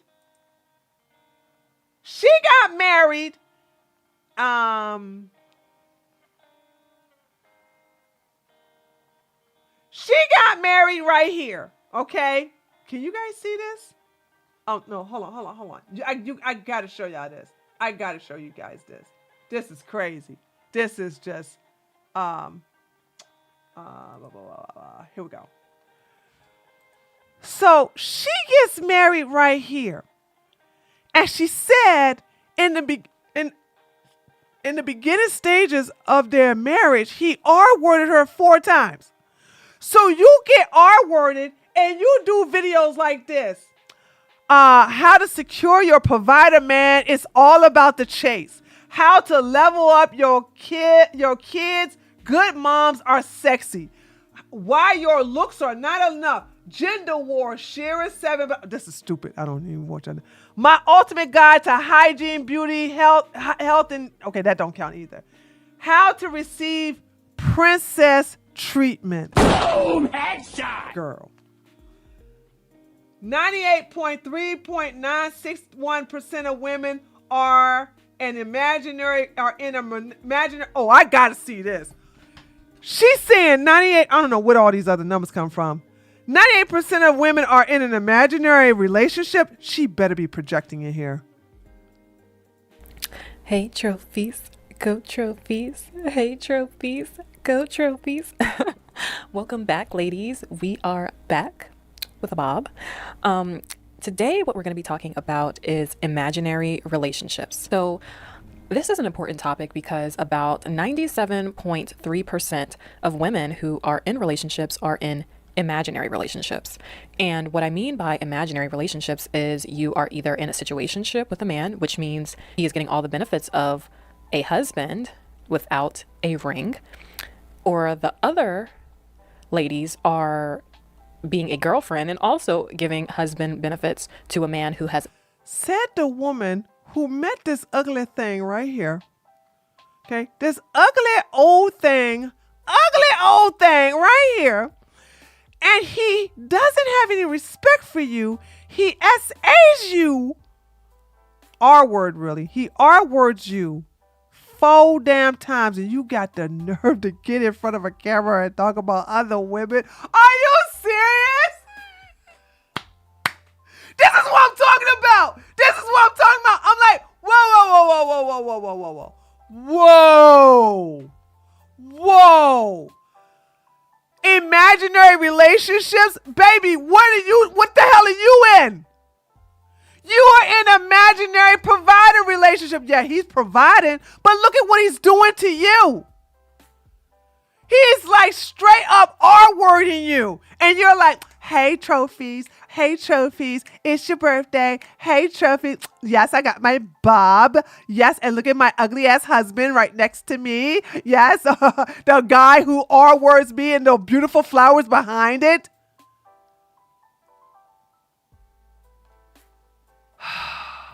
Don't need to watch no more of that. That right there is telling. Then she got how to look your best every day. That doesn't count. Bratz and Barbie, how elegance can transform you from sugar baby to trophy. Hold on, guys. You guys can't see this. Hold on a second. This is look at this title right here. Bratz versus Barbies. How elegance can transform you from sugar baby to trophy wife. Okay, I'm sorry. I gotta look at it. Sorry. Go trophies. Girl. You know which doll you're giving. And the difference between a Barbie doll and a Bratz doll is Barbie is giving wife and Bratz is giving not a wife. Okay, and we're specifically talking about men of means. We're not talking about wives of dusties. Okay, there's two different types of men. So let's start off with Barbie. So when you see Barbie, if you go into the store, if you go into Target, you know what? And another thing I just noticed, and ladies, let me know if you pick this up. She ain't selling this to me. I'm gonna tell you what I see. First of all, she doesn't sound confident in this. She sounds fake as hell, and her eyes are going all over the place. And when I see somebody's eyes going all over the place, it makes me think, okay, you're lying and you're remembering stuff at the same time. So I don't trust. That's why, look, a year ago and only 10,000 views, she ain't selling this. She ain't selling this. Nobody's buying this from her. Walmart, wherever that sells different dolls, you will notice that the Barbie dolls are typically more covered in the way that they dress. They don't. By the way, she probably don't even have this many. This is probably a lot of people who started binge watching her daggone channel. That's probably why she got that many. Oh, you guys can't see it. Hold on. The reason why she probably got 10,000 is because everybody going through her channel and looking at all her videos. So she probably only had like what, 6,000, 5,000? I don't know. Have cleavage hanging out. They don't typically have crop tops. They don't have huge earrings. Like, you know, earrings are feminine and beautiful, but I'm talking about like big old round hoops. They aren't portrayed. Girl, I'm about to go buy me some big old round hoops just for that. An Instagram model. Okay, Barbies are giving elegance. They're giving class. They're giving expensive, especially if you look at the holiday Barbies. And the holiday Barbies are actually my favorite because they truly depict elegance. Now, I was someone that grew up with Bratz dolls. I loved Bratz dolls when I was a kid, and those were the thing when I was growing up, was Bratz dolls. And I think that a lot of women in my generation, because we grew up with that, it has significantly influenced the way that we show up in the world and what we believe is attractive. And this is the kind of woman that is going to fit better in family, this is the kind of woman that is going to be more easily accepted by his family and his colleagues at work or any other social events that a high value man is going to be engaged in. And if you show up and you're looking like a lady of the night, they are going to assume that he is paying you to be there, or he's probably just not going to take you into those scenarios anyways because it's going to embarrass him. If you think How many times has she been invited to some very swanky place? Does this look, if your man is a PDF file, I doubt very seriously he's socially active. I doubt very seriously he's associating around high class parties where you got to dress a certain way. about the movie Pretty Woman, you see how she was when he picked her up off the street versus how she had to dress when he took her to the I forget what it's called, the horse, where the horses race, that kind of event. That's how you ladies need to see it. Like, think of her in those two different scenarios. How did she look when she was the streetwalker? Yes, she attracted a high value man, but she was only good for the hotel room. She wasn't, the way she was dressed was not acceptable to be presented in public with. That's Pretty Woman is a very good movie, but that's also unlikely to happen. Okay? I want you to understand how unrealistic Pretty Woman is. First of all, you have to ask yourself, if you was to run across a multimillionaire that looks like Richard Gere, why the hell would he need to get an escort?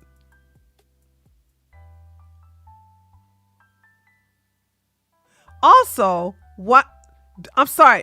I'm not talking about the way Richard Gere looks now. I'm talking about Richard Gere was fine. He was fine back in the day, baby. Why the hell would he marry an escort? That's not how that works. Now, if he was ugly, hold on. If he was ugly, fat, or maybe 5'2", sure, I believe it. But you ain't gonna look like, hold on, let me just show you what he looked like, y'all, just in case some of y'all don't know. That was an old movie, by the way. Richard Gere, Pretty Woman.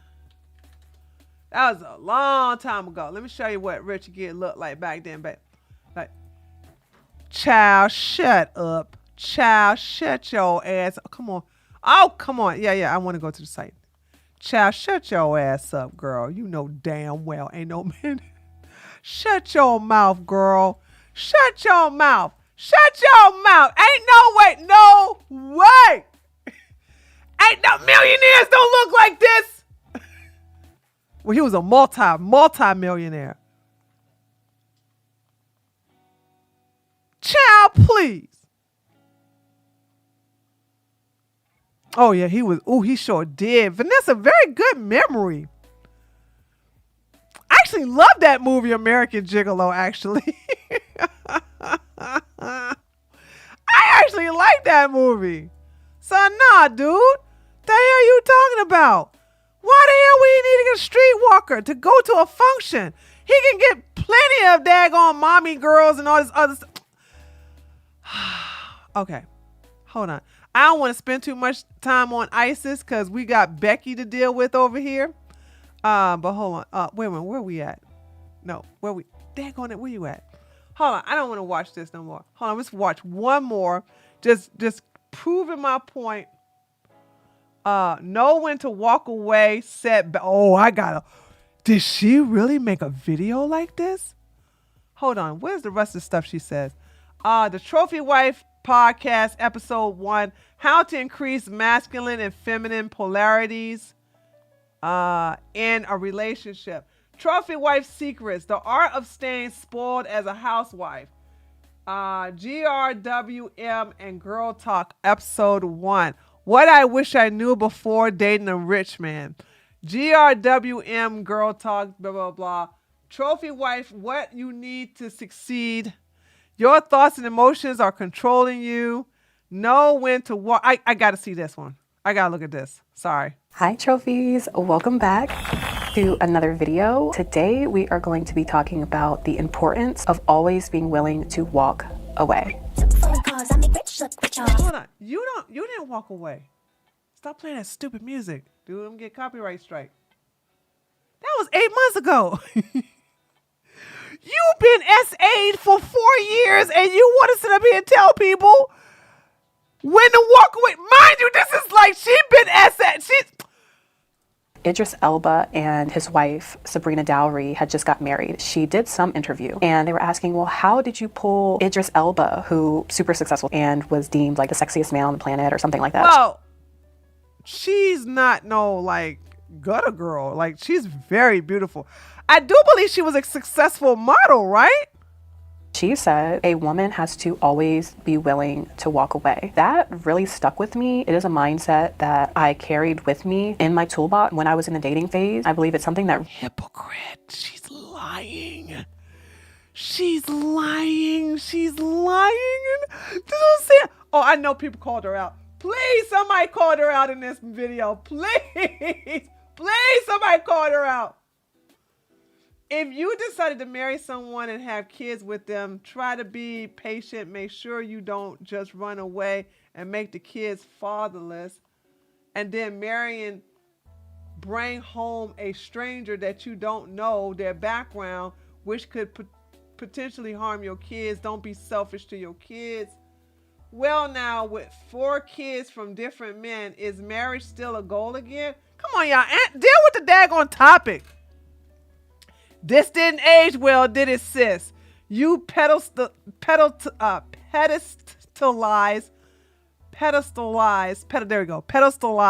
men to the point you think women must earn a man, which keeps you in a low value, which makes you a low value woman. Actually, this is a very good sentence. Let me do it again.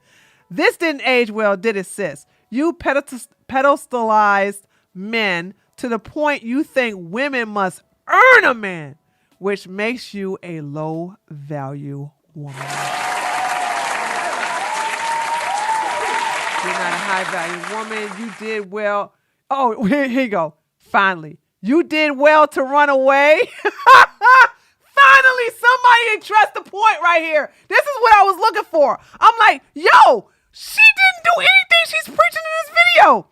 You did well to run away. Don't forget about this. You could have closed your eyes and hope it was all an inflammation, but you didn't. You faced reality fiercely and got out immediately from that relationship. Never stop aiming to provide her men because of this despicable person. Please don't marry two old people. You're just young and beautiful. Well, I don't agree with that bottom part right here. She just, no, it's not two old people. She just married somebody that didn't love her, didn't like her, didn't respect her, and therefore didn't respect the children that look like her that she brought forth into this world. You saw another one? Sorry. That's a good one, Mr. Milky. 8 months ago, her children were 8 months ago, her children were probably be SA'd. While making this video, she was promoting a known rapist who was her husband. There you go. Yes, a good one. Yeah. Like, you ain't in no position to talk. What the hell are you talking about? And but you understand, hold on now. It's kind of hard to look at her analytics now because, you know, her videos are being binge watched by so many people right now because of the situation. And she doesn't have that many videos. So it's easy to binge watch all her videos. But the reason why she was not successful because people wasn't buying this. People were not buying this. Hold on, let me see if After Hours started. All right. Okay, it's gonna start in 10:45. Oh, I hope Empress isn't on here. God, I hope she's not on here, man. By the way, those of you who came late, me and Empress have been keeping in communications, and I was like, she said she's supposed to be on Fresh and Fit today. I told her it's a bad idea. It's not going to work out. It's not the same as the whatever podcast. She said she's a little concerned because Myron Gaines, you know, like to fight black women. I said he hates black women. He hates women anyway because he's a closet homosexual. But I said, but girl, I can't tell you what to do. I'm going to have to just let you do what you think is best. But I hope you know what you're doing because I'm telling you, you're not going to make any money if they don't know how to contact you. If he kicks you off and because you understand, you all found Empress for me because Brian did not leave her link in the description box. Myron does the same thing. Myron is not going to leave her link. So what is the purpose of being on this show to promote your OnlyFans and they're not leaving you a link? You know what I'm saying? So she was doing $300 coaching calls because she probably stopped after the last video. India, she was doing $300 coaching calls?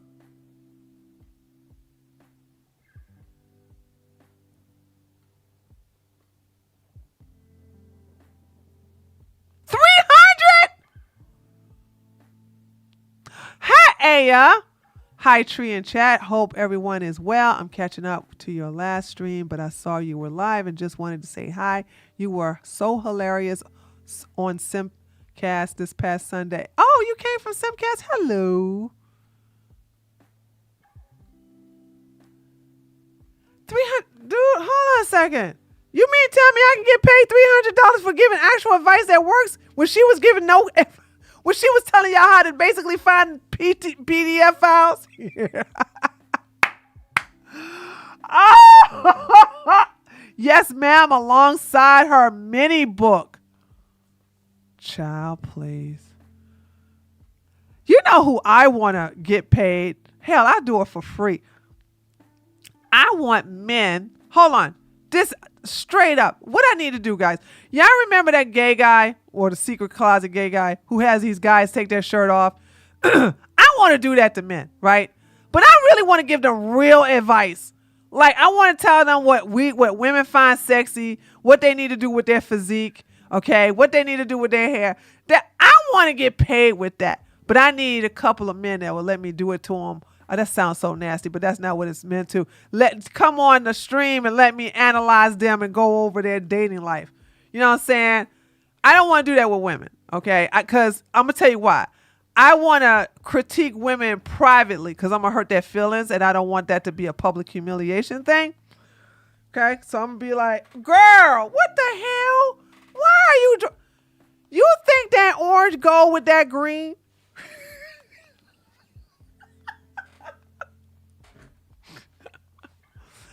What you mean you thinking about having his baby? Girl, are you serious? What's wrong with you? You on drugs? See, I want that interaction to be private. I went, because it's bad enough, you know what I'm saying? Y'all can always see me go after my female, well, I go after men too. I go after everybody. You know what I'm saying? They say something, they get on my nerves in the chat. Okay? But the men, I think I can help men. As a matter of fact, I know I can help men. But how do I get the men to come to me for advice on how to level up? Okay? That's the only thing. They come to this guy and they pay him $5,000, okay? Yeah, but will they listen? It don't even matter, Revania, because if I can get one, the guys who are watching can get help indirectly. You see how that works? Boom, headshot. You see how that works? See, even if, like, say for instance, okay, hold on. What was the name of that guy? I'm gonna go to his channel right now. What was the name of that the little short black guy who was cringe and he's gay and he doesn't want people to know he's gay? What was his name? Oh, God, I wish Sean was here because Sean did a video on him. Oh, wait a minute. Men won't listen to a female coach, but they'll listen to a man coach? I think nobody's better to tell a man what a woman wants than a female, correct?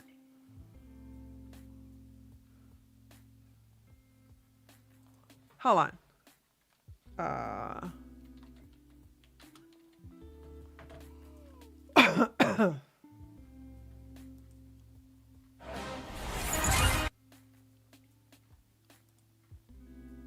How much money? What is his name?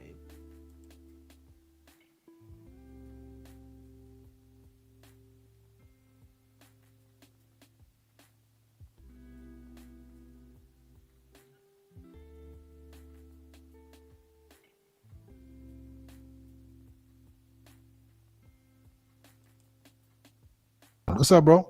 What's up, G? Okay, here we go. Listen. All you guys listening to me, I'm gonna do it for free in the beginning so I can prove my salt, right? Oh, y'all so late, Morgan and TJ. Y'all late. I asked that 20 minutes ago. Anyway, so hold on. Guys, listen. Even if you're gay, right? I can help you. So check this out, right? Hold on. Let me speed this up a little bit. I'm going to help Gupta here look his best. I'm going to give better advice to Gupta than Tyrone here. Watch this. Where you calling from, man? I used to live in Cali, but I fucking live in Iowa right now, bro. How old are you? I'm 23. Okay, what can I help you with, man? I'm pretty down bad, bro. I dropped like 10K at the strip club a couple months ago, bro. Like I haven't had sex since like high school type shit. Where'd you get 10K from? That's my first question. Now, why is that important? My goal is to find out if you have money like that. And if you do, I'm going to tell you a better way to use it. But if you're just like going into debt over a strip club, then that's another problem we don't have to deal with. Okay. So I'm going to find, my first question is, where you get that 10K from to throw it on an exotic dancer? Okay, let's talk about that. Why did you drop 10K at a strip club? I be gambling and shit, bro. It's not about why. It's not, you're a man, but he's gay, so he don't know why. I don't need to know why. You're in a sexual environment. I know why. I used to do bodyguard work for these ladies. I know why. I don't need to know why. He don't know why, because he's gay. So like when I win, I hit the strip. You know what I'm saying? In Iowa. No, I was in Madison, Wisconsin. You spent $10,000 on a strip club in Madison? Yeah. What to do? What? To smash strippers? I don't know, bro. Like there's no bitches around me, bro. So I don't know, dude. So you smash some strippers for 10K? Well, I used to do that, but no, I just like one chick, bro. I just like she like look how hold up, James. You used to give girls money to fuck. Yeah, like 2 or 3 years ago when I was living in Cali. Why is this so hard? Hold on. And I would like the men to know, I am not amazed that you spent money to have some coochie. He's amazed that this guy spent money to get some coochie in Iowa.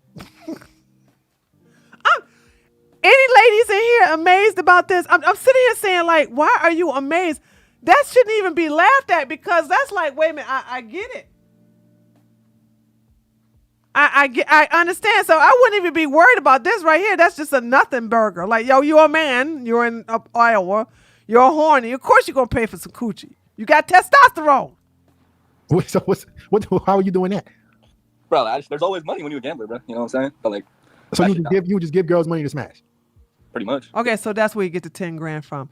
So he's a gambler. And so when he gets his winnings, that money is not really valued as much because you got it quick. And ladies, this is another thing to show you how the mind of a man works. Okay. So if a man gets money quick for nothing, right? And he wins it in a gambling just by betting, he can blow that money because he didn't earn it. But if he has to work a 9 to 5 and earn that money, he's not quick to throw 10 grand. Do you see the difference? So that just goes to show you that men are wired to hunt. Men are wired to chase. Men take more value in things that they have to work for.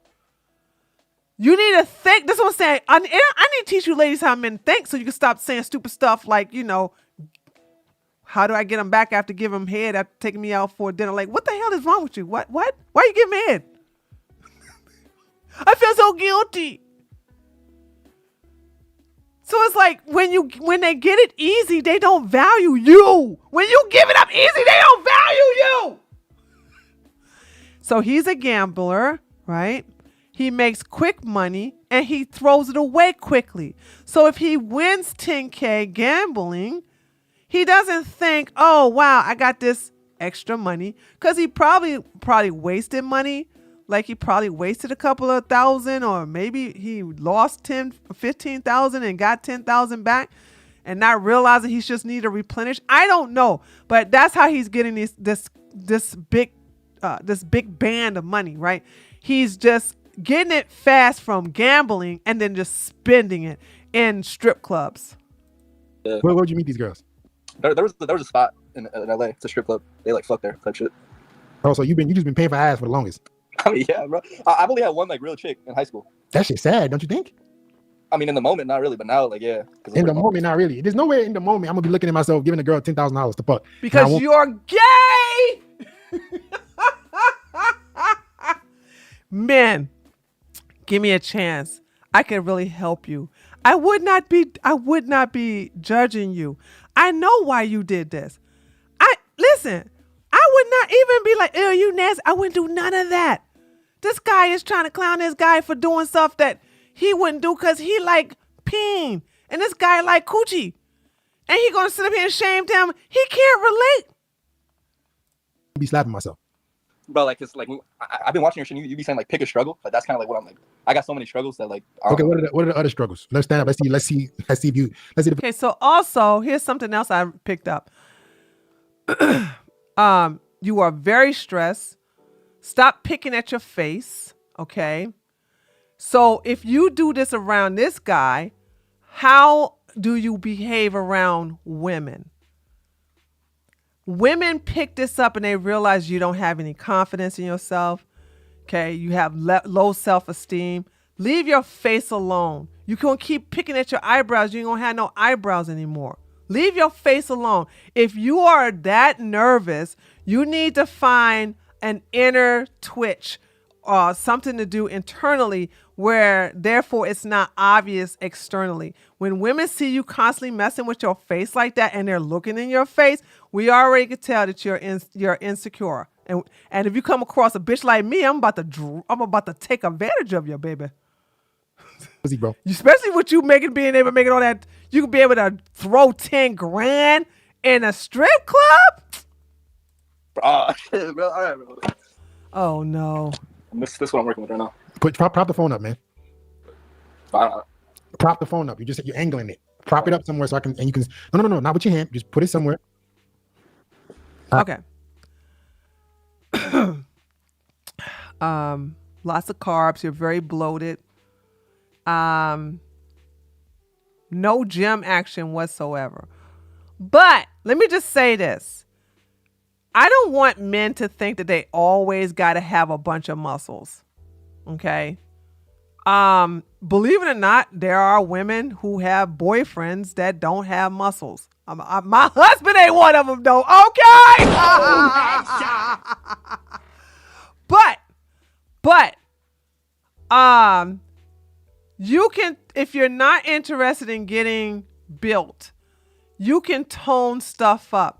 The first thing you need to do is check your diet and get your stomach a little fat. You got a little bit of love handles coming out right here. And you need to get your body completely tanned.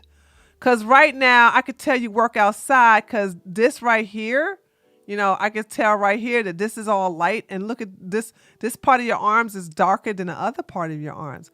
So you are of a certain ethnicity that where you should be able to get browned up a little bit, just a little bit, not a lot. And then tone the rest of it up. But if you're trying to get fit and you're trying to get a nice muscular physique, yeah, that's what it's called, a farmer's tan. Thank you, Morgan. Then I would suggest you concentrate on building up your upper body, but change your diet because you're developing a stomach. You got it. I don't know what that is. I don't even know what to describe it. It's there. It's just a body that's there, right? It ain't much is going on. Right? Do you even go to the gym? Nah, I don't. So what the hell are you doing with your life at home, bro? So I work in sales right now. I'm a car salesman. So as a car salesman, how much money are you making? Well, I just started at work like 2 months, so not much right now. Leave your face alone. Leave your face alone. I will constantly remind him, leave his face alone. Yeah. So who are you living with right now? Your mama? My aunt, yeah. Leave your face alone. But So you living with your mama. You living with your mama and you threw 10 grand at the strip club that you won. So the first thing we need to do is teach him some finance, right? We need to. I need to bring out the Jewish part of me and just teach him the value of money. That if he's gonna first of all, he needs to stop gambling. But if he's having luck in gambling, then I would have to say, okay, well then you need to take your earnings. I would say 20% of the earnings you can spend on anything else, but the rest of it you have to put away. Okay, you have to put it away in a Roth, or you got to put in a bond, or stocks, or even just a regular savings, a cashback savings. The gym fit. I don't go to the gym. I live with my aunt. I pay for booty. Oh, I'm sorry. He doesn't live with his mom. He lives with his aunt. 10K on a stripper. So what exactly is good with your life right now? I mean, fuck, not shit really, bro. Like, I don't know, dude. Are you watching porn? Yeah, I do. Yeah, how often? Like 5 times a week. 5. You got time to watch? Bro, because like, He's a man. What are you talking about? I don't understand this. Why is this super news? He's a man. Of course he's gonna watch corn on the cob. In my opinion, hold on, guys, excuse me. Where are the men here? I know you're here. 5 times a week is really good, isn't it? TJ, 5 times a week, for most men, that's like they watch it every day, don't they? 5 times a week is not bad. I mean, it ain't good because he's a man, but still, I mean, okay, thank you. I got my confirmation. You laughing at him watching corn on the cob 5 times a week? See, guys, I'm telling you, see how good I am? I'm not clowning you. First of all, I understand you have a dingling, okay? I understand your lack of dingling discipline, okay? I'm not going to use that against you. I'm going to help you master it. Work, I come home. Like, And you beat your dick. nothing. Pretty much, bro. But how are you? I want you to go get your testosterone check. Something has to be wrong with you. There's nothing wrong with him. He's too young to have low testosterone, and he keeps picking with his face. I don't think I can watch this no more. Okay, I'm gonna watch only a couple of more minutes, and that's it. Him playing with his face is getting on my. I know it's a tick. I know he's very, very nervous. Okay, but that has to stop. Something has to be. There's no way as a man. You got all these problems. You're paying for pussy. You're not in good shape. You're broke, and you have high testosterone. That's literally impossible. And you beat your dick every day. What does him having low testosterone have to do with him paying? Hold on. If he's, oh God, this guy is such a don't be racist. Don't be racist. Don't be racist. You people who listen to Tyrones like this on the left deserve your fate. This man watches Corn on the Cob 5 times a week.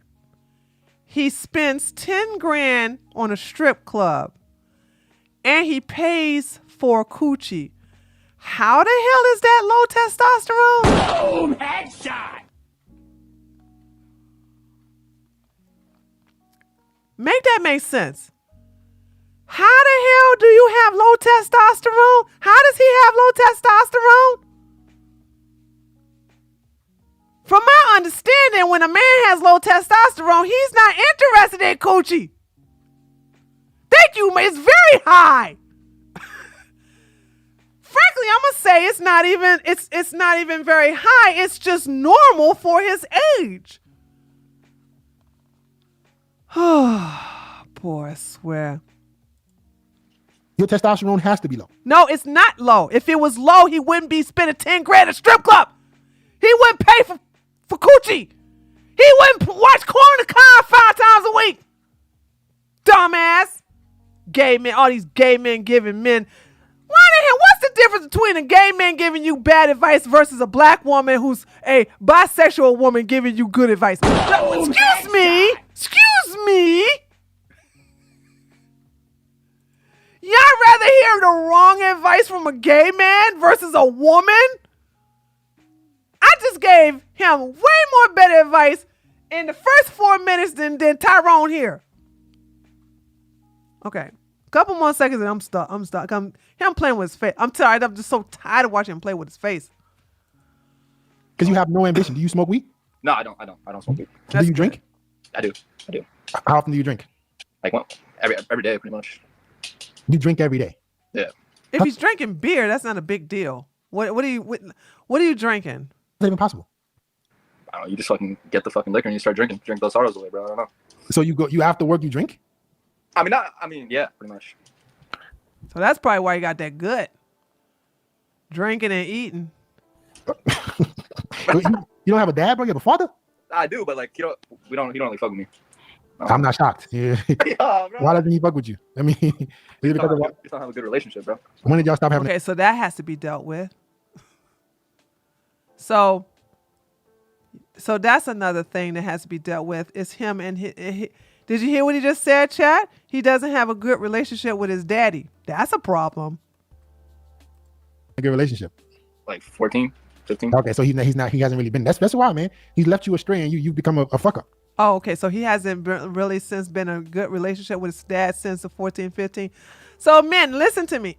If you have a dad like he has, you don't have to have a biological man to be your dad or a father figure. So you can get a man that you look up to. It could be your next door neighbor, and you don't even have to let them know.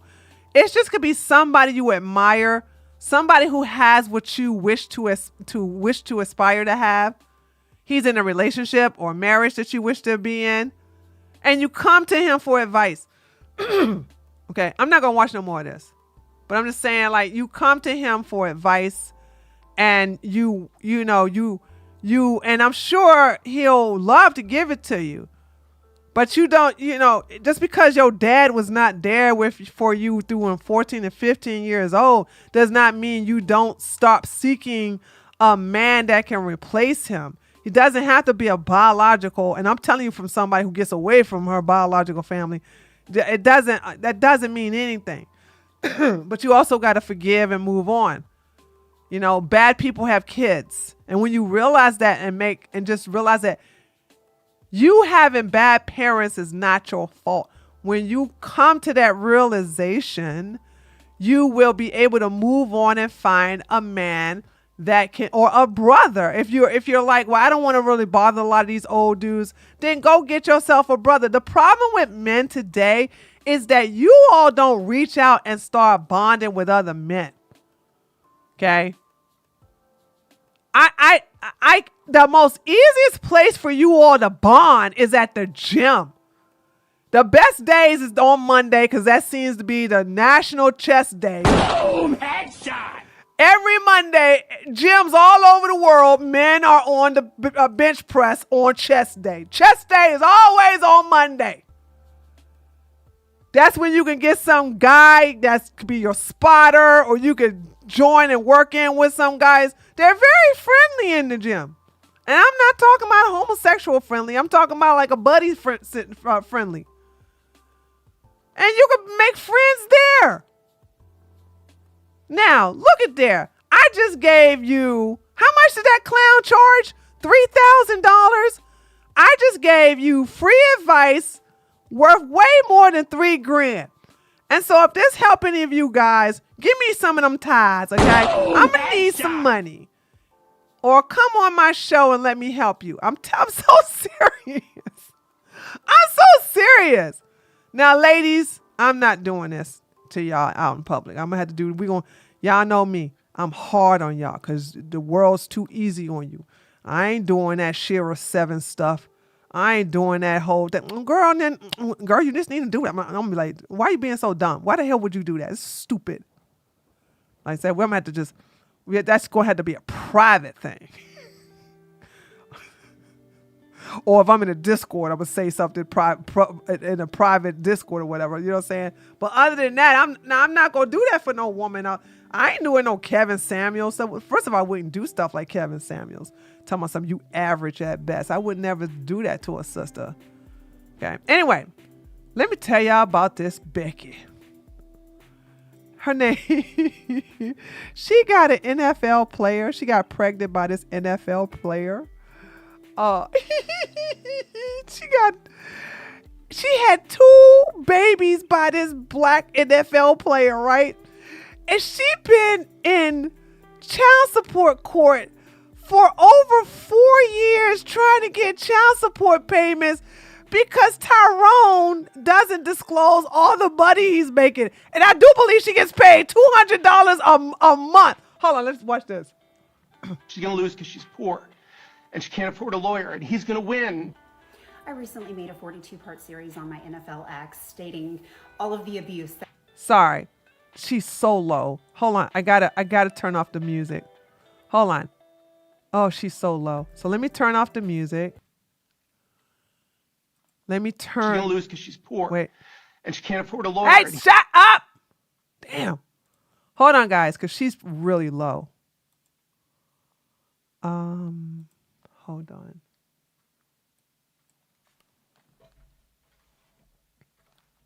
Okay, here we go. Wait a minute. Should I show this one first, or should I show how all of this got started? Hold on.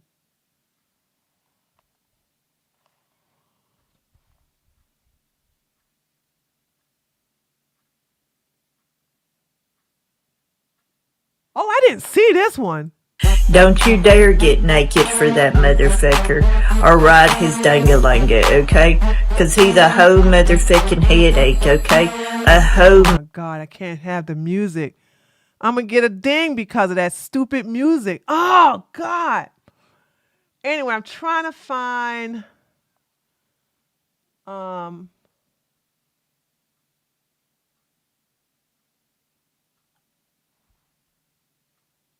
on. She made a whole 49. Here we go. We're not going to look at all this, but she made a 49. Can you guys see this? Hold on. I'm sorry. Sorry, guys. We got to go over here. hold on. Here we go. Homegirl made a 49 TikTok series about her dealing with this Tyrone. 49 series, 49 clips here. We're not watching all that. And let me see what this one says. But look at you. Look how far you've come. You faced your trauma. Okay, celebrating freedom from DV, which is domestic violence. So he beats her too? I didn't know that part. I'm learning some stuff you guys are learning. I'm learning stuff y'all learning.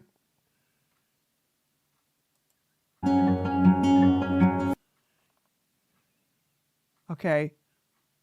Oh, he's nice looking. So that's her.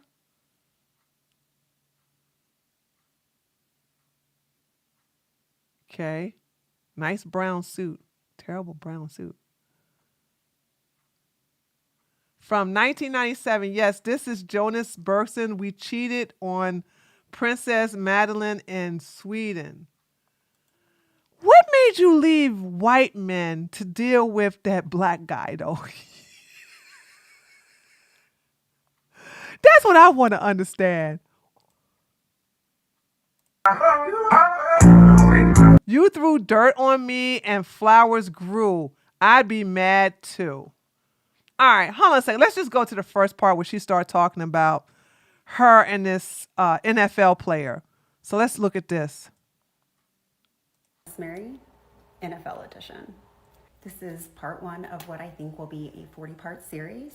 This story is a Oh story. my gosh, she's so low. Can you guys hear this? Her volume is so low. Can you hear it? Do I have to turn it up a little bit more? Barely? Oh God, dude. I hate doing this. Hold on a second. All right, let me put it at 400. Okay, I put it at 400. Damn. First thing she need to do is learn how to daggone make videos. Why is her video so... Okay, here we go. All right, let's start all over again. Who the fuck did I almost marry? NFL edition. This is part one of what I think will be a 40-part series. This story is a story of covert sociopathic narcissism. This is super messy. This is Darvo gaslighting, emotional abuse, mental abuse, and severe financial abuse. This whole relationship was extremely traumatizing, and I'm finally ready to share my story in the hopes that I can help other people who are currently in this situation or have gone through it and are feeling stuck. I want to make it very clear that I am not out here looking for a defamation lawsuit. Everything I am about to say is true. It has receipts, screenshots, text messages. There is proof behind everything that I'm saying. Also, my least favorite saying in life is, oh, there's 3 parts to every story. There's his, hers, and then the truth is somewhere in the middle. And it's like, no, bitch. There's his side with all the lies and all the bullshit and the deflecting, so he's not a rotten person. And then there's my side with the screenshots and all of the freaking proof. He has to be somewhat aware that this whole series is coming. We had a mediation during our custody battle of me trying to negotiate an NDA with him, and he was not interested. And he doesn't think that anybody would be interested in this story, so we will let TikTok decide. My NFL ex is Will Witherspoon. He went to University of Georgia, played football, obviously, then was drafted. TJ, no, you know who this is? Hold on. Not interested. And he doesn't think that anybody would be interested in this story, so we will let TikTok decide. My NFL ex is Will Witherspoon. Will Witherspoon.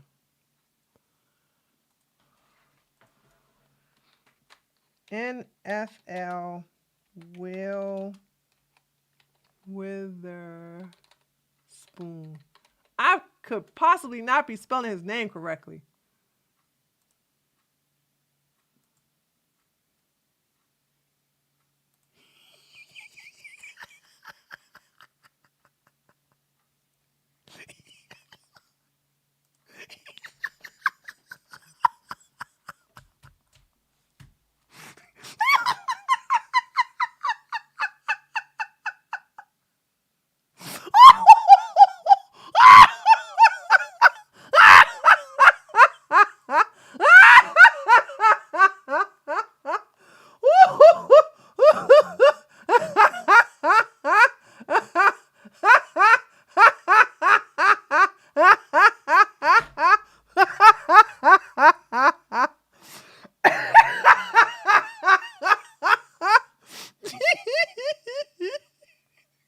soon. Okay. He went to the University of Georgia, played football, obviously, then was drafted into the NFL by Carolina Panthers. He was at the Justin Timberlake and Janet Jackson Super Bowl, which is kind of fitting with all this story. Then went on to play for, I think, the Rams, and then the Eagles, and then I think the Titans, and then back to the Rams. I think he was Rams MVP player one year. This is him.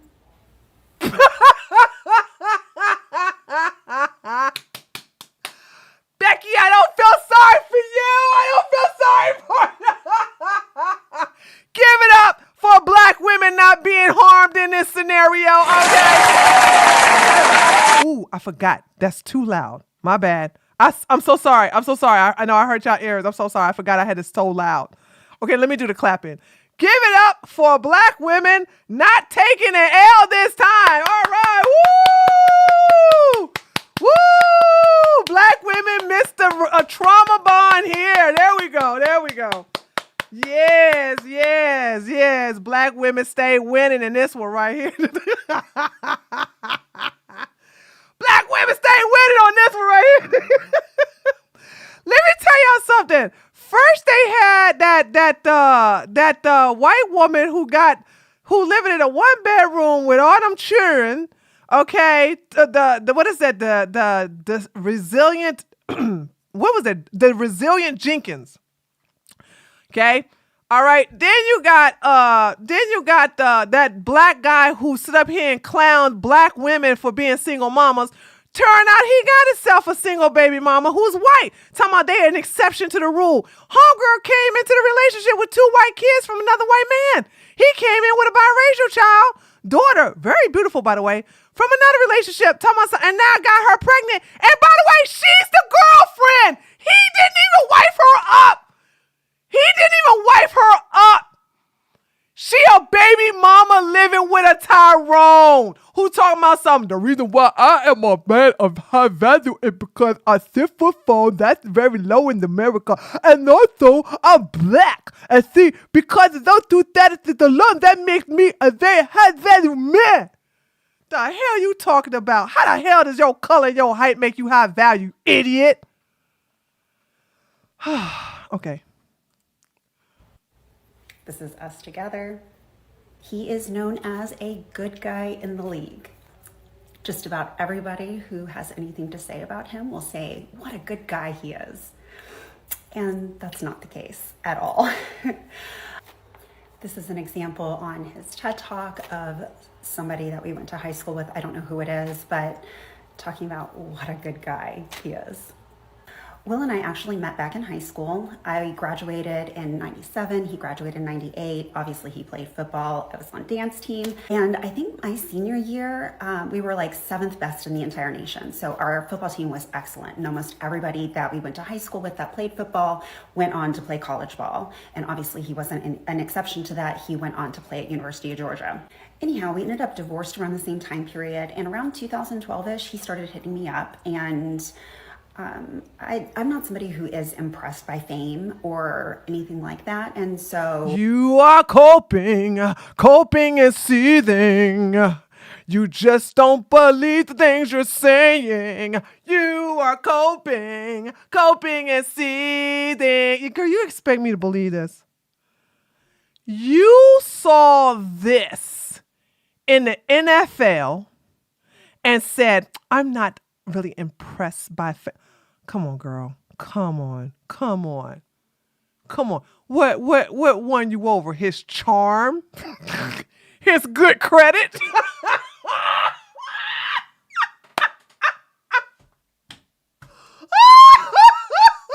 won you over, girl? You lying over here. Slightly brushed him off, and obviously he wasn't an exception to that. He went on to play at University of Georgia. Anyhow, we ended up divorced around the same time period, and around 2012-ish, he started hitting me up, and I'm not somebody who is impressed by fame or anything like that, and so slightly brushed him off, and we just were kind of friends, flirted a little bit, but nothing too serious. Here's a screenshot of one. Making sure you're smiling today. Thank you. I I am. It's been a good day. How about you? Yeah, good day for sure. Just got back from something.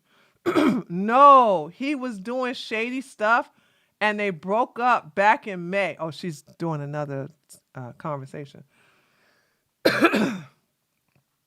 Oh, sorry, wrong person. These text messages, I've got the time date stamp up top.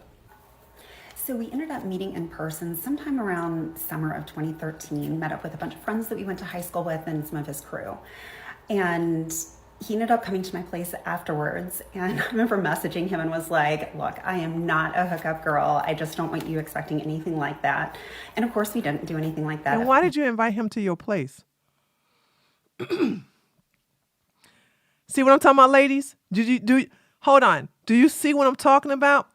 These type of women are abundance. They are abundant. You thought it was a good idea to invite this to your house?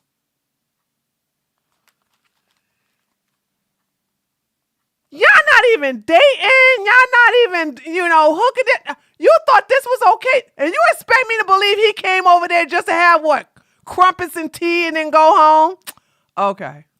Kissed, but nothing like that. We had our first date in April of 2014. How does somebody come over to your house, but you don't have a first date yet? It was a great date. So the next day we went over to a mother figure's house of his. She was a teacher that we went to high school with. And she was like, oh my gosh, I've never seen him like this with anybody else. This includes his ex-wife. He was treating me really well, very attentive, very much a gentleman in every way, making sure I was taken care of. And I was absolutely impressed. He did reveal to me that he had cheated on his ex-wife, but the way that he explained it, he was humble, he accepted responsibility, and the way that he went about it, it made me feel, I guess, secure.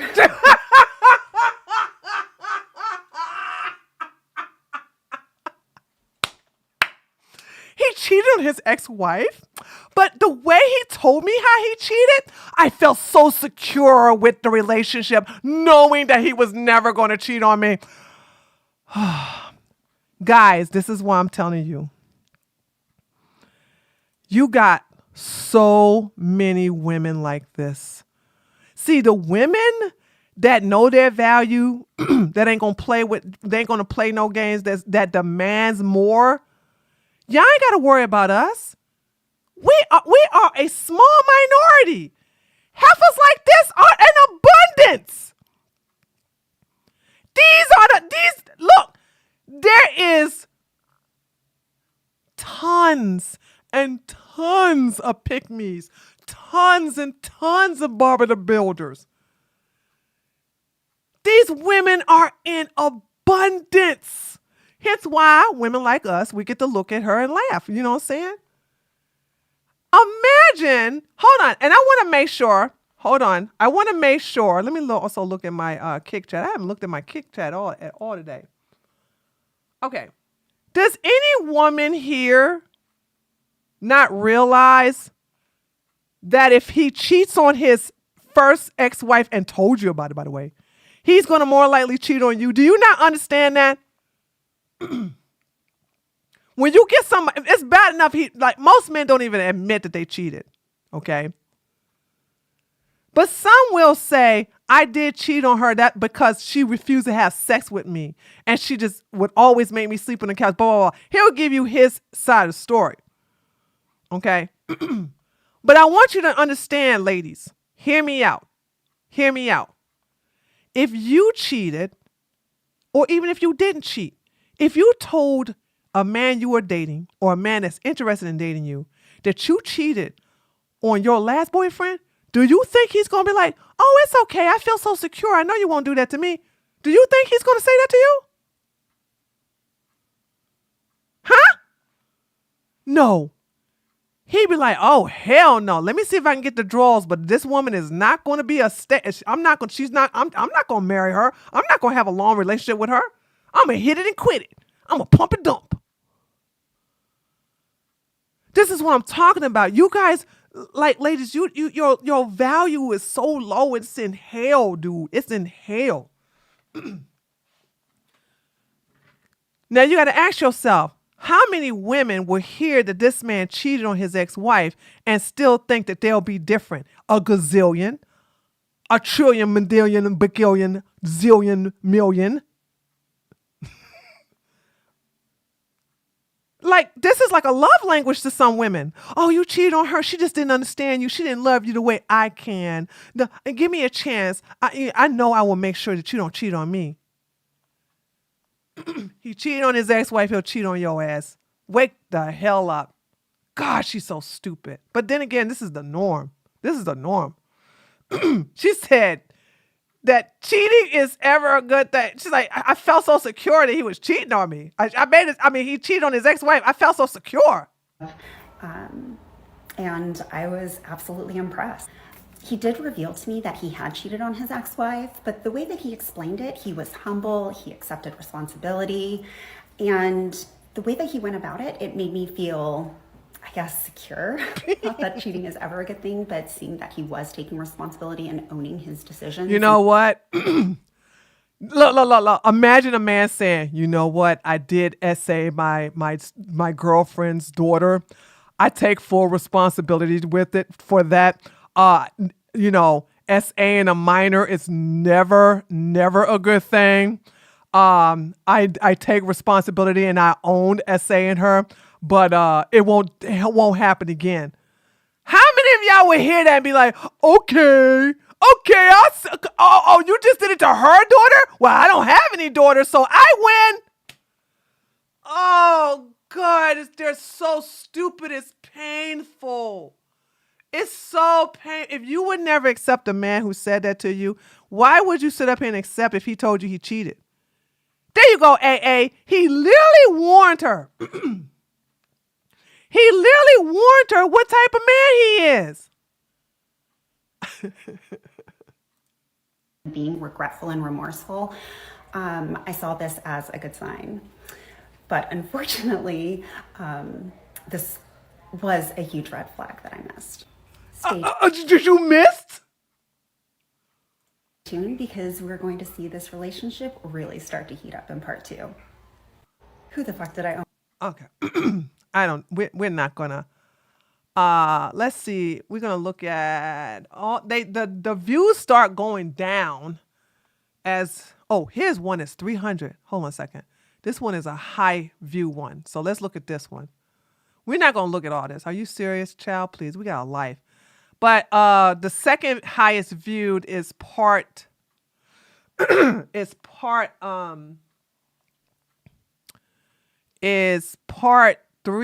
and part 4. Let's watch part 3 and then we'll watch part 4. Okay, because these two have the highest views. Next. Who the fuck did I almost marry? NFL edition? 3. So we last left off in part 2 where got a friend request and see all of these pictures of this France vacation where he clearly isn't by himself. He's with another girl. He's with another girl? Dun, dun, dun!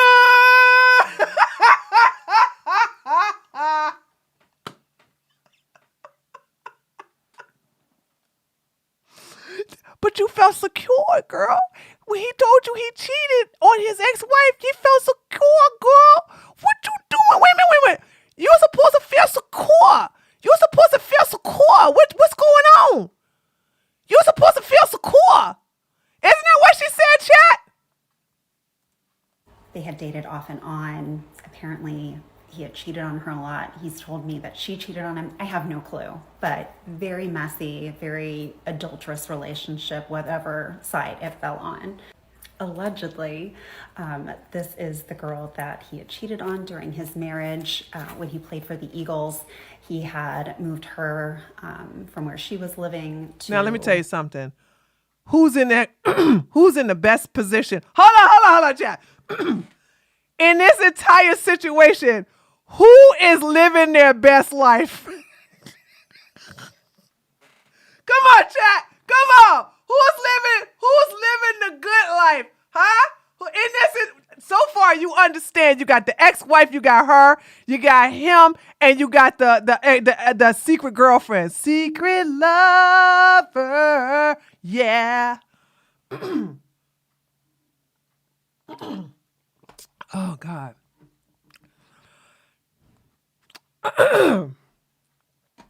Yeah, he is.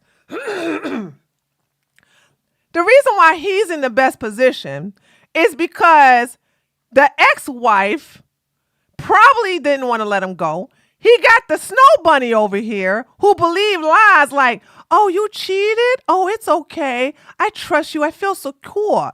And then you got the other woman who has, for some reason, she's the one who knocks his socks off, okay?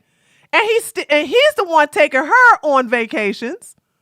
Okay, he's the one sprinkling money on her, and she's getting that hot beef injection.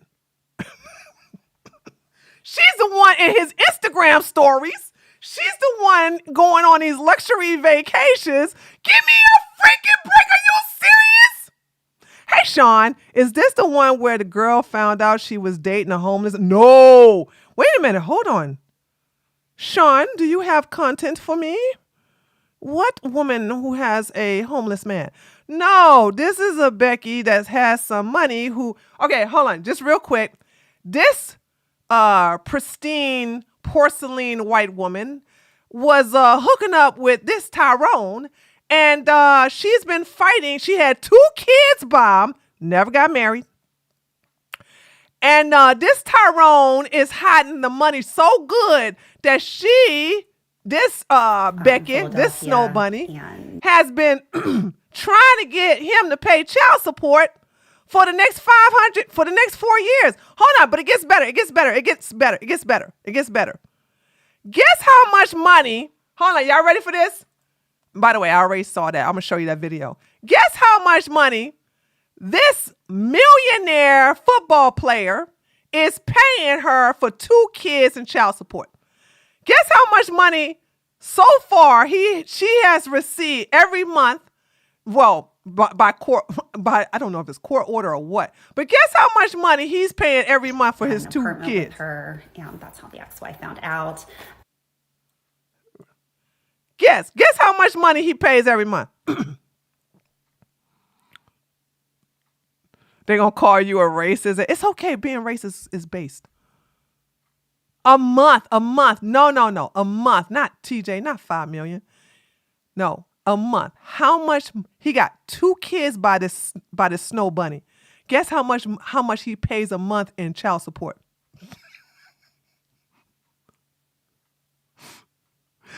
That shizzle, hold on, that shizzle cheated because that shizzle saw that. Yeah, that shizzle told the truth, guys. $200 a month. $200 a month. No, AA. $200. He paid $200 for 2 kids.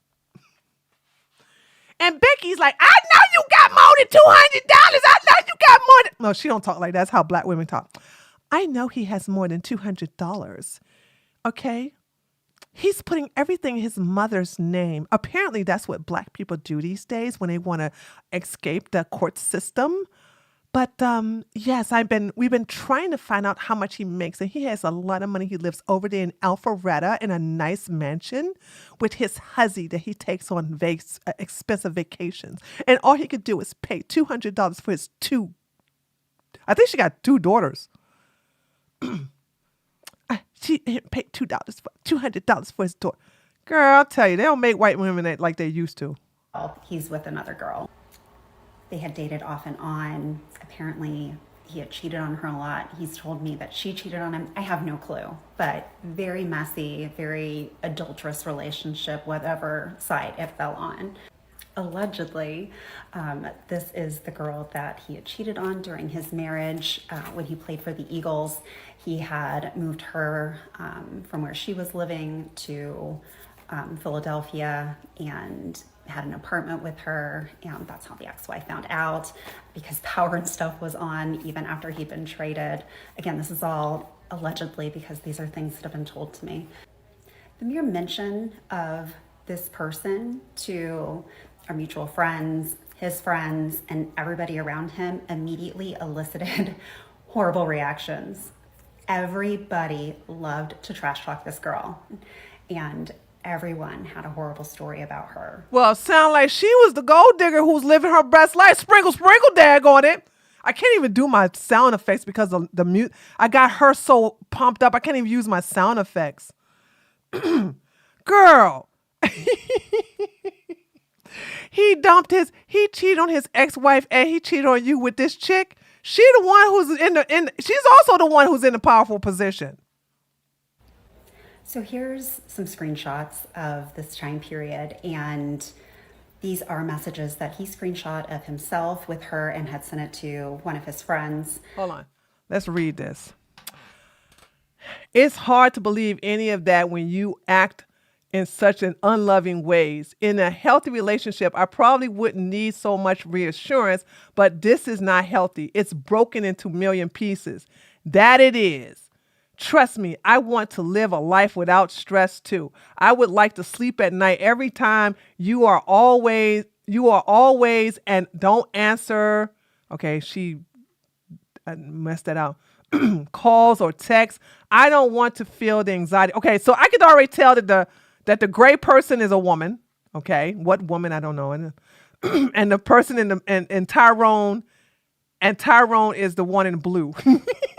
But you created that, and now I'm the one that just has to deal with it. Let it go and pretend it didn't happen because it's too much stress on you to deal with the questions, etc. Yikes. When was that? Yeah, I have to look, but I'm on the phone with him. He's chewing. Okay, I knew it was a woman. Okay, so this is a woman, or maybe that's not Tyrone in the blue, but you could tell this is the woman right here talking too much. And she's relaying this to me, so you can pause to read. And here is another one. Pause to read. I'm not reading that. So needless to say, everybody in his life made her out to be the problem. At first, I was done with the situation. I don't do cheaters. I don't do this kind of thing. His friends were really rallying hard for me to come back and stay with him. Apparently he was devastated that I had left. I don't know if he'd had like resistance in the past to people not tolerating this kind of behavior. I have no clue, but he rallied extremely hard to get me back and was utilizing the use of his friends to do so. And I decided to give him another chance. Dumbass. Dummy. This is why I don't feel sorry for these women. Look, oh my God, you see how stupid this is?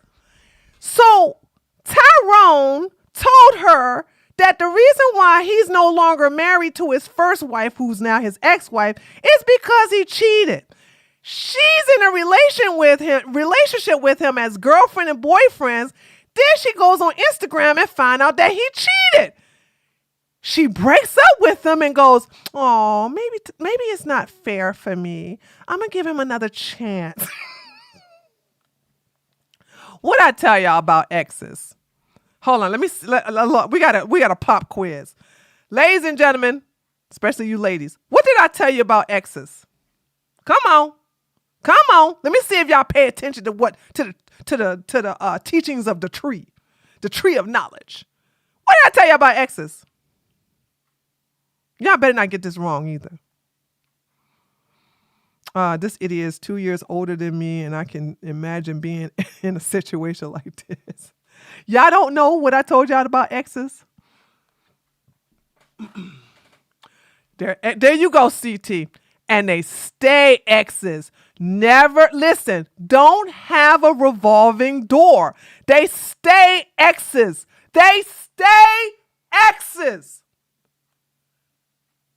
Never, Bluebell put it, Bluebell, you have said my exact words. No revolving door. There you go. Bluebell got my exact words though. There's no revolving door. When they get out as an ex, they stay an ex. You lock the door. You bolt that sucker down. There is no coming back. There is no giving them. There is no merit. There is no because they're not married. There is no therapy sessions. There is no prayer. There is no anointing. No daggone holy water. No more mama say, mama sa, mama kusa. None of that stuff. They stay exes. They stay exes. You don't have a revolving door. Once they go out, they cannot come back in. They cannot come back in. The hell's wrong with you? He had told me that this other girl was gone for good, and in my mind, which obviously hindsight is 2020. Oh my God. In my mind, I thought at the time that if she was gone, then and she was clearly the problem, that we should be smooth sailing from this point forward. Believe me, I'm well aware of how silly and stupid this all sounds now. I feel stupid even saying this out loud. Slowly but surely, he was proving himself to me.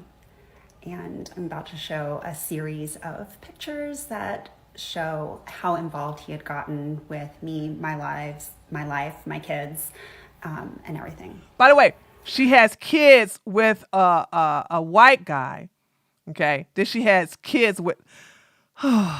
This is so sad when you start thinking about it. This was the first time I had seen him since the cheating episode.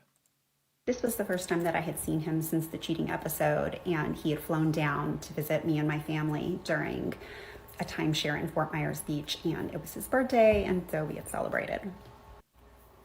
He had flown me back to St. Louis.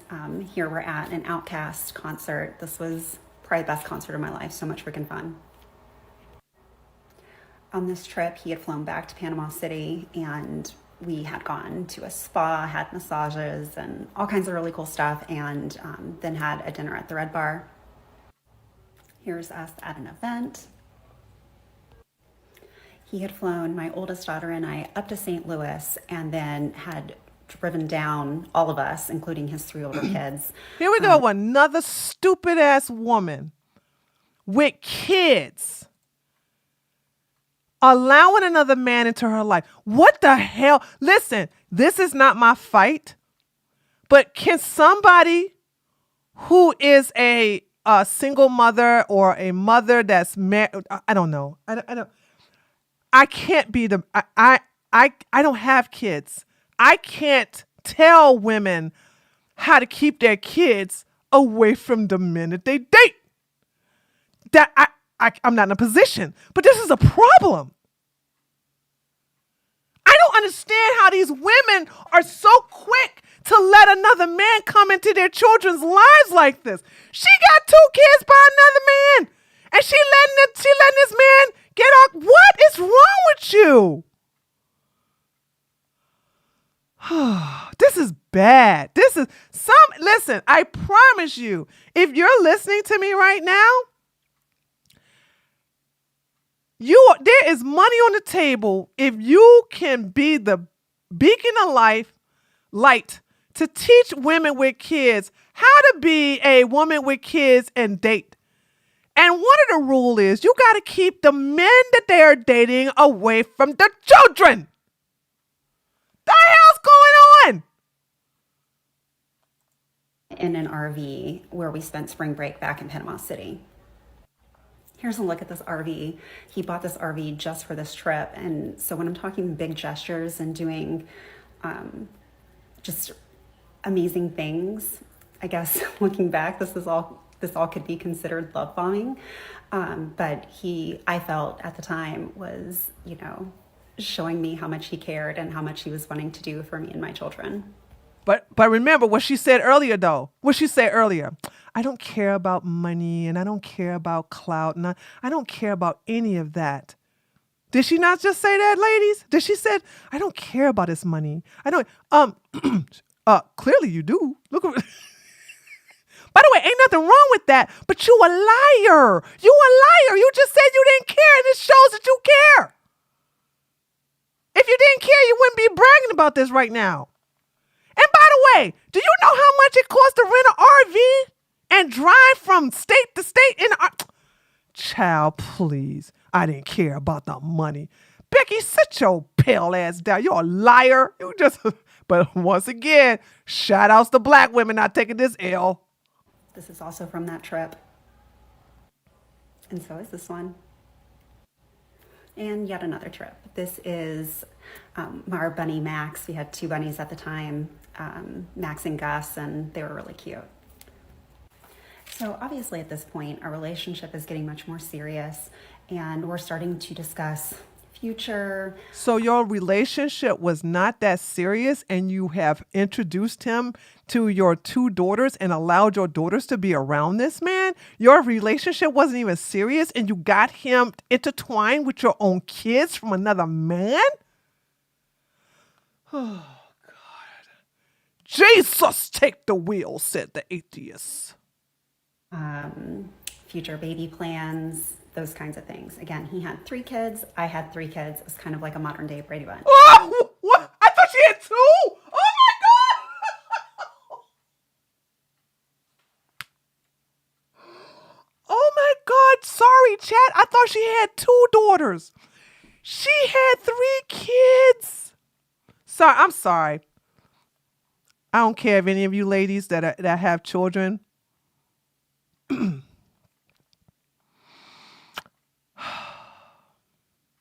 Stop thinking about your vajayjay. Stop thinking about a man saving you, and save your damn self and look out for your kids. Now she had 3 kids by another man, and you have 2 kids by this idiot.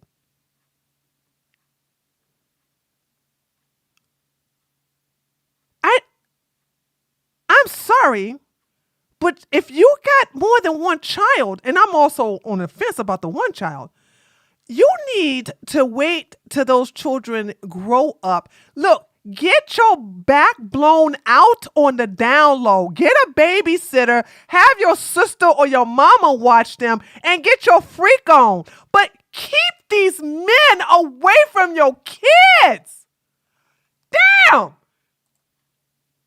So around April 2015, we discussed starting to have a baby. And at that point, Discussing having a baby. What did I tell you about this? These men they love to put a baby on you, but not a damn ring. Boom, headshot. I can't do my sound effects because I got her so pumped up on the volume. What I tell you? They quick to put a baby in you. They quick to put a baby in you, but not a ring. You would look so good if you was born in my baby, mama. I bet you do look so sexy with a big old stomach with my baby. I bet that we had some beautiful kids together. Oh, God, man. Stupid, stupid, stupid. I was 36, and I had no clue how long it would take. They always say your fertility starts to really drop off. So she was like, yeah, sure, Tyrone. I'll have your baby even though we're not married. I'll have your baby even though you're not basically in my life taking care of me and basically taking care of our daughters. I mean, my daughter by other men. Yeah, Tyrone, I'll have your mixed baby. Sure, Tyrone, sure. Oh my golly gee. And I'm 36, so let me see if I can have your baby. Maybe that'll get you to love me and marry me. Oh my God, please pick me. Pick me. Come on, Tyrone, pick me. I mean, I'm the best Becky there is. Like, do you look at this body? And despite not really having any previous issues with that, I just didn't know how it was going to go. He had promised me that marriage was absolutely around the corner. But you'd had the baby first? She said that, he said, chat. Did y'all hear that?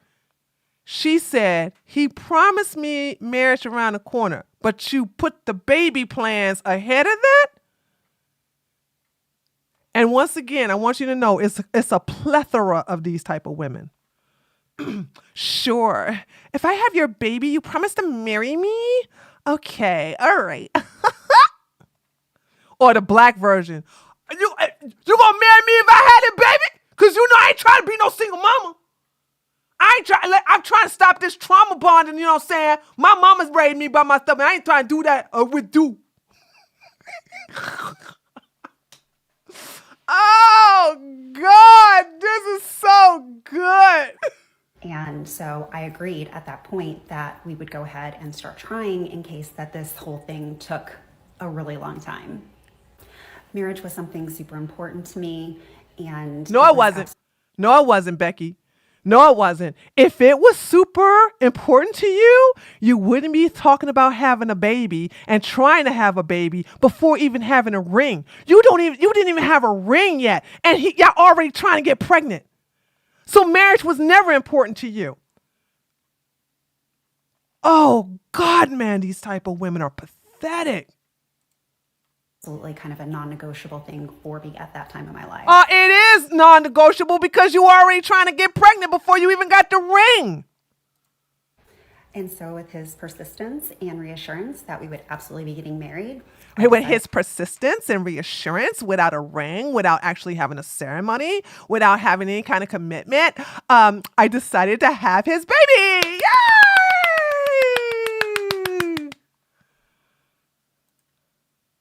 Hey, why not? Let's go ahead and give this a go and start our trying journey. So let's head on over to part 4 and we'll see how that goes. Dumb bitch. This is the last one. Then we're gonna look at we're gonna look at the alimony, the child support payments. So this is the last one. And the reason I'm picking this one because this one has a lot of views on it. So I'm only picking the videos because we ain't watching no 40 something series of this. This is stupid. Who the fuck did I almost marry? NFL edition, part 4. So we last left off, relationships going really well, and we started talking marriage, kids, whole shebang. So marriage for me was an absolute non-negotiable. We did have the factor of my age. I was 36 at the time. And so we decided to give it a go. Desperation. Desperation. I'm 36 and... Well, even though he didn't put a ring on it and asked me to marry him, I decided to go ahead and have a baby because I'm 36. What did I tell you, ladies? You operate from a level of desperation. You're operating from a level of scarcity. And you will get these type of men in your life. They smell it on you. They smell it on you. They smell desperation on you. Dumbass. Promised that we would absolutely be getting married, and so a man who cheated on his ex-wife, cheated on you, promised that he was going to marry you, and you believed. You can't make this up.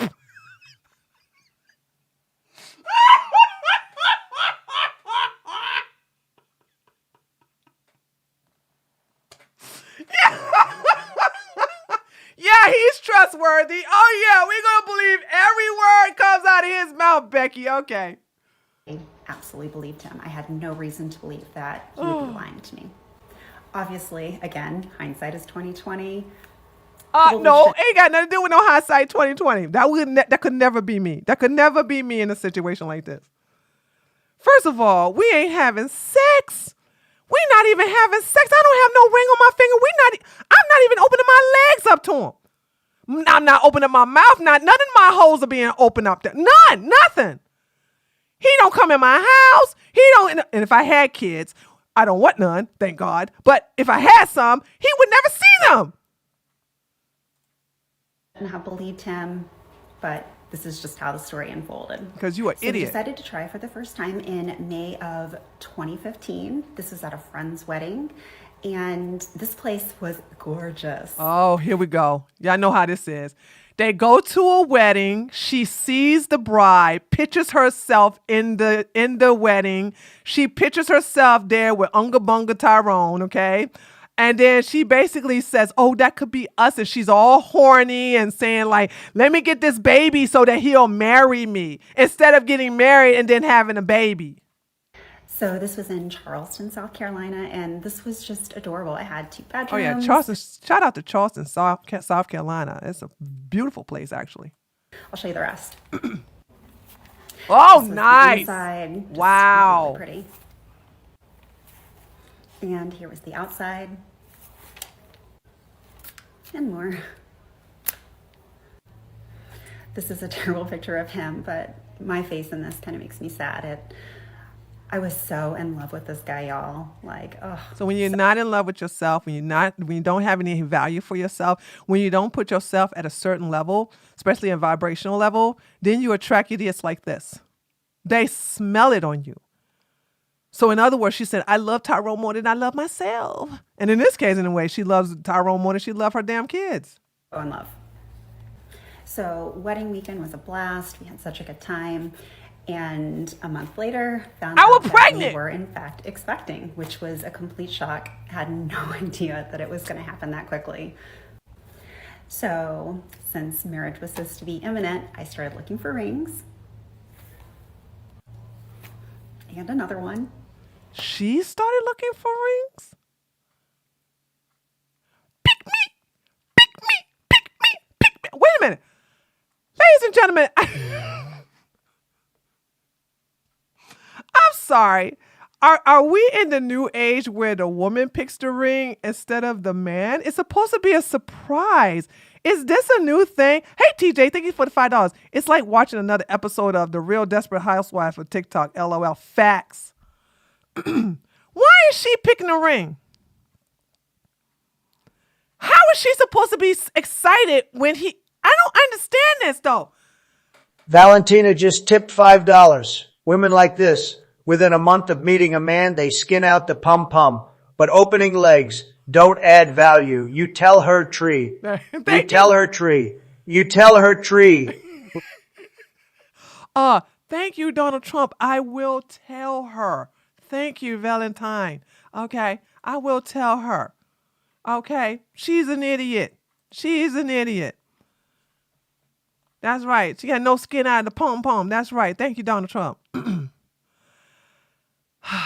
Maybe drop hints so you don't get an ugly one. No, listen. Men have women friends. Well, not all men, but men have sisters and mamas, and they also are friends to your female friends. Okay.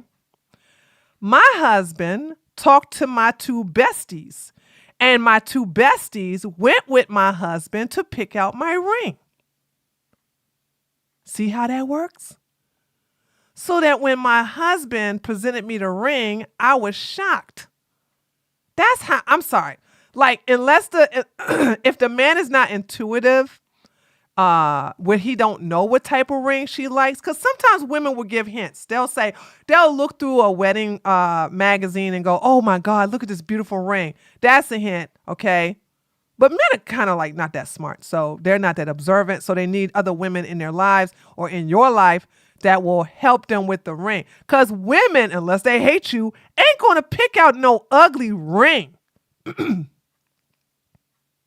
Mackenzie, you picked... Wait a minute. Just got here. I picked my ring, but I just didn't want a blood diamond. Why would your husband give you a blood diamond? Okay, that...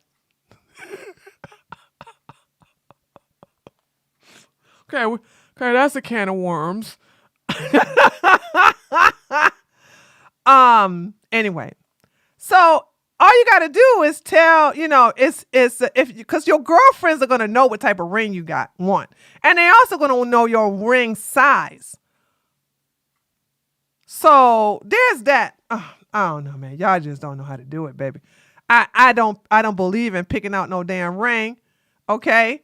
I just believe that, if he's a smart man, unless he's intuitive and he's watching what type of ring you gravitate to, he asks your female friends. Or he asks your mama or your sister, or he asks his own female friends or family members to help with the ring. He needs another woman.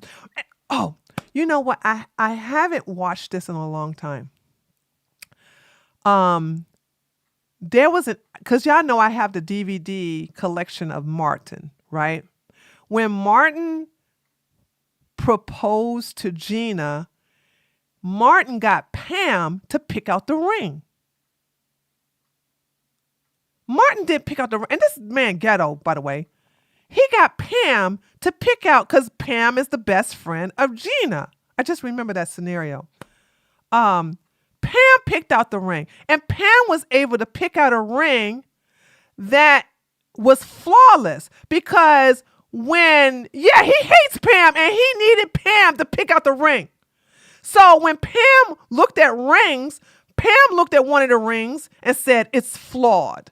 And then the woman like, it's not flawed. She said, don't play with me. It is flawed. And the woman used a little eye thing and said, oh, I'm so sorry. And then she gave Pam an unflawed ring. And she said, whoa, whoa, whoa, whoa, whoa, whoa. This is it, Martin. Whoa, whoa, whoa. And then when she told Martin to pay for it. And Martin was like, how much is this ring? So he flipped out about the price. But then when he proposed to her, she freaked out because she was like, oh my God, look at my ring. And it was because her best friend picked out the ring for her because she knows her taste in rings. During this time period, the van was purchased. This is the vehicle I ended up driving exclusively the whole time that I was in St. Louis. We needed a 12-passenger van because we had a shitload of kids. And another view. So I was still in Florida though. He was in St. Louis, Missouri. And we always knew when we got to this point that we would have to end up moving. So in the state of Florida, the way that all of that works is through the courts, you submit that, hey, I'd like to move, and your ex or the father of your children can either accept and say, yeah, sure, I grant the request, or they can say no, and then you have to battle it out in court. And that's exactly what ended up happening. And so Will paid all of the fees, which was not cheap, to be able to start our relocation process and get that ball rolling. My lawyer at the time said, look guys, you're not married. It's a 50-50 shot if this is going to be granted. And that feels really, really risky for something that is a one-shot deal. And as things were starting to progress and there was still no proposal in sight. No, chat, there was no proposal. No, are you shocked? Oh my God, there was no proposals, but you was looking at all the rings. Oh my goodness, what's going on, Becky? You ain't get no ring yet? Tyrone ain't give you no ring? No, come on. I was starting to get really antsy. So, all right, good morning. Hope the girls have good games today. I need to talk to you later. Okay, what's up? I think we need to cancel the relocation process until our relationship has been taken to a next level. I messaged him about it. Get out the way. Girl, I can't see. You got the words right here.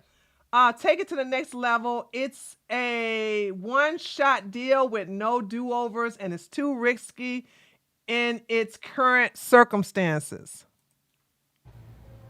Pause to read. Oh, with no do-overs. Sorry. So he promised that it was still coming, that it was imminent. And so at this temporary custody hearing in December, he was listed as my fiance. With no ring. Listed as fiance with no ring. No proposal either. Extensively questioned for a solid hour. They wanted to know what his intentions were, especially if the relationship didn't last. The judge and obviously my ex's attorney didn't want to see us stranded in Missouri. Yeah. Your fiance, your ex-husband was white.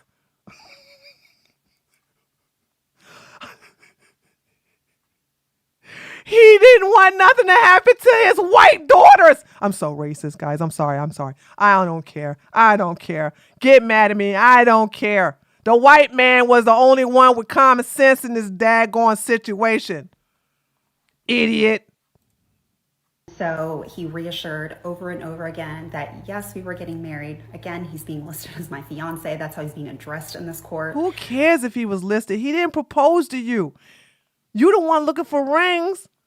This is such a freaking pick-me move. Oh my God.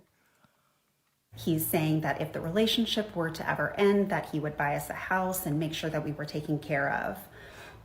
But I don't care about money though, by the way. I just want you guys to understand. You should care about money when you have kids. Hell, you should care about money if you by yourself. Boom, headshot, by the way, sound effects. The thing about it is, Don't sit up here and blow smoke up our butt and tell us it's a fog when you want to sit up here and start the entire series by saying, I didn't care about money. I don't care about how big he is. I mean, as far as, NFL is concerned, none of that matters. Obviously, it does matter. Heifer, you got pregnant without even having a ring. All court reported and documented. So what? Bay County. Black men lie in court.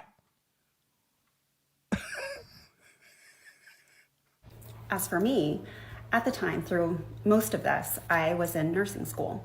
And literally the morning of this temporary trial hearing, I literally took my last exam and had knocked out one of my degrees. And it's one of my favorite accomplishments that I've ever done. I think anybody as a single mom with no family support in town, to accomplish that is a really big deal. So on my end, there was questioning about, well, what do you plan on doing with your career moving forward? And so at the time, I had said, yeah, I absolutely want to finish my schooling, move forward in that, not knowing what my future actually was going to look like and what the reality of that was. But that was certainly my intention, to be able to do that going into this relationship. So just a couple days after Christmas, we got a response from the judge, and she granted our request on a temp hearing, which is unheard of in that part of Florida. I don't know how it is in other states, but that's not typically done. So we packed up, we moved, and I think it was a day after New Year's, January 2nd, we all ended up moving over to St. Louis. And this started our St. Louis journey, and it wasn't all sunshines and rainbows. No, really? No, for real? Who the fuck did I almost marry? Okay. I'm not watching all the rest of this. Let's go to the part where she talks about how much she's getting in child support. What is this? Hold on. Where is it? Where is it? Where? Oh, is it this? I think it's this one, chat. She's going to lose because she's poor and she can't afford a lawyer, and he's going to win. I recently made a 42-part series on my NFL ex, stating all of the abuse that my children and I endured at his hands. And the number one question that I repeatedly got asked was, why didn't you just leave? And what this lawyer is talking about is the exact reason why it was so terrifying and why I was so ill prepared to be able to leave. So when you're dealing with somebody who has the means to hire top lawyers, even a decent lawyer against you, that is terrifying. And it completely disables you from being able to protect your children. I'm not buying any of this. Through the legal system. Because think about when you first are leaving a DV situation, you've got to find and secure housing. You've got all of those deposits. Does it look like she's living in the ghetto right now? Does it look like she's living in a roach-infested house right now? Girl, save me these crocodile tears, I swear to God. First and last month's rent. You're just trying to survive. You're trying to do all of these basics. And then you have to find a lawyer. And a lawyer is going to be at least $3,000 for just a retainer. And you're looking at least $250 an hour, if not more, for somebody who's a little bit better. And how are you supposed to do that? So you're either going to be stuck with a crummy lawyer, or two, having to defend yourself and navigate the situation on your own. And again, you cannot protect your kids. You didn't even think about protecting your kids. You exposed your kids before you guys got even serious in a relationship. Shut your ass up. No, my God. You can't go back and say, well, I'll just clean this up when I'm a little bit more on my feet. It's an uphill battle at that point, and it's practically impossible. And then once you do get into the court system, it's often weaponized against you. If you're dealing with somebody who has money, they will keep you in this and drain you financially. By the way, this is good to know. So we can destroy the red pill philosophy. The red pill always saying that the court system is always in the women's favor. So we got dumbass Becky over here proving that theory wrong. But she's an idiot. I don't feel sorry for her. I don't care. I don't feel sorry for her. I just don't. that makes it so much harder to get your life restarted. I've been in my court case for almost 4 years now for basics. We weren't even married. So that was just to sort out custody and child support issues. And even with custody, it was, we went through multiple plans, and at the end I know I signed multiple, and we'd send it back over, and it was just like we want to redo something, we want to start over. And that didn't get settled until earlier this year. So almost 3.5 years just to get custody settled. And then finances, same thing. Can't even determine child support because we don't even have an idea at this point of what his income looks like. Because everything in his mama name, everything in his mama name, everything is his mama name.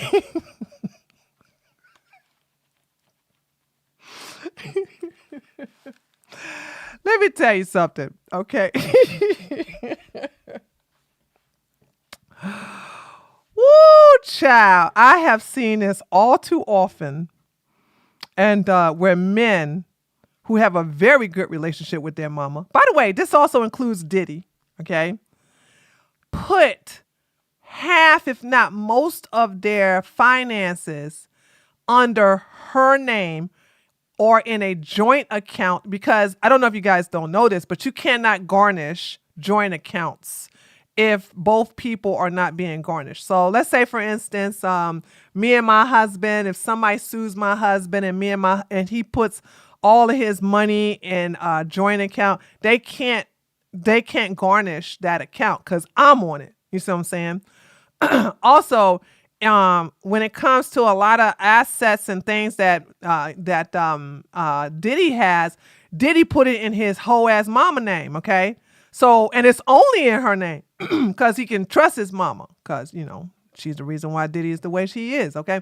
But it's like, I told you all that this is the thing that I have learned from the hood, hence why I don't care about no damn lawsuit. You know what I'm saying? Sue me.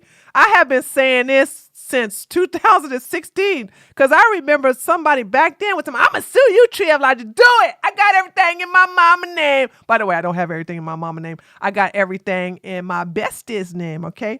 All right? But it's like, I'm not going to, and now I got everything, like things in my husband's and everything, my godchildren. Oh my God. My godchildren are going to be set, baby. Because everybody got stuff in my godchildren's name. Like, my godchildren has no idea that their uncles, that their godmothers, okay, that their daggone cousins put a lot of assets in their name under their social security number.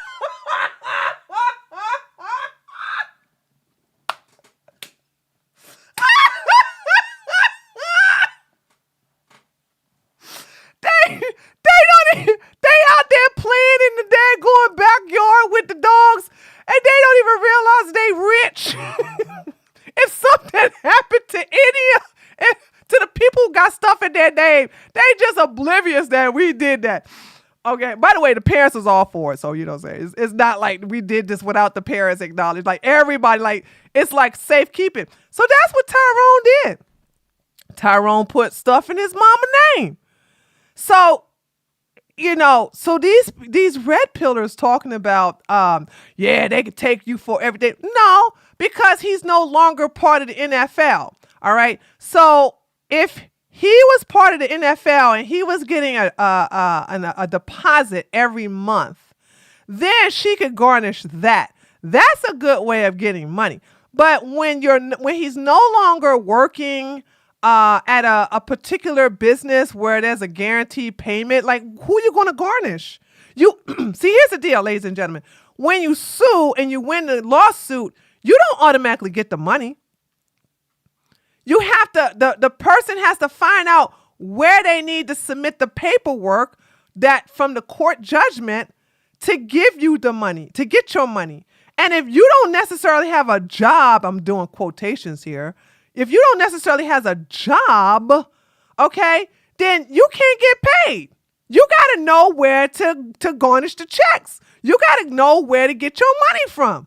This is the reason why that old no good crusted dusted that's married to that white woman with the 1-bedroom apartment. The reason why that black woman can't get any can't get any child support is because he keeps moving jobs to jobs to jobs to jobs. And then the job he does have now is not an official W-2 type job. Okay. South Carolina does that. Follow same laws are most states with family divorce laws. I wonder if she thought that would help her. Oh, sorry. South Carolina doesn't have. I'm confused. Write that again, Mackenzie. I'm confused. I think I know what you're saying, but write that again. Because of just shady tactics. So I really want us as a society to truly grasp why women stay, and the court system is No. You ignored all the red flags, baby. This huge L is on you. Don't sit up here and talk about something. We as women need to understand this. Is like, shut the hell up. This is your problem. I can't relate to this. You can't eat with me. And hopefully at some point the court system will start catching on to this, because they are not handling abuse cases well at all. It is completely detrimental to the victims, how they are treated within these roles. How is this abuse? This has everything to do with child support. What does abuse have anything to do with? And by the way, if you want to know, I don't believe she's been domestically abused. Come on now. I'm sorry. I don't believe the abuse thing. I just don't. She's white. As soon as Tyrone put a hand on her, all she had to do is just pick up the cell phone and say, I'm going to call and before the police came out of her mouth, he would be on his damn knees talking about, please, baby, please don't call the police. I don't want to go to jail. I love you. How much money do you want? I can't go to jail. It'd be bad for my image. This pristine porcelain white woman could have all the money she wanted if she just went to the police. If she literally has physical evidence or a camera, videotape, anything, a video recording of her literally being abused. If he put his hands on her, she ain't never have to worry about money ever in her life. You understand this? Because she could destroy his reputation with the criminal charge alone. You understand this? So I know she's dumb, but I don't believe she's that dumb. Because this man has a pristine image. He's so loved and revered. Girl, what way to F him up? If he really is putting his hands on you, you should have been at the daggone police station or called 911 immediately. And then you will have that on the body camera. So I don't believe the domestic violence. I just don't. I think because the fact that he ain't married her, he put 2 babies in her. She want to sit up here and talk about DV. Child, please. South Carolina has different laws for family and divorce law compared to other states. They give a lot to women, especially if they've been married for over. Well, she never got married, Mackenzie. She never got married. See. Here's why I tell dumbass women, get married first. Get married. Don't have the baby and then chase your daggone baby daddy for some damn child support. That's why she's getting $200 a month. She's an idiot. I don't feel bad for her either. Their thought process right now is, well, the parent is still probably going to be a good parent because just because they were abusing you doesn't mean that they're going to abuse the kids.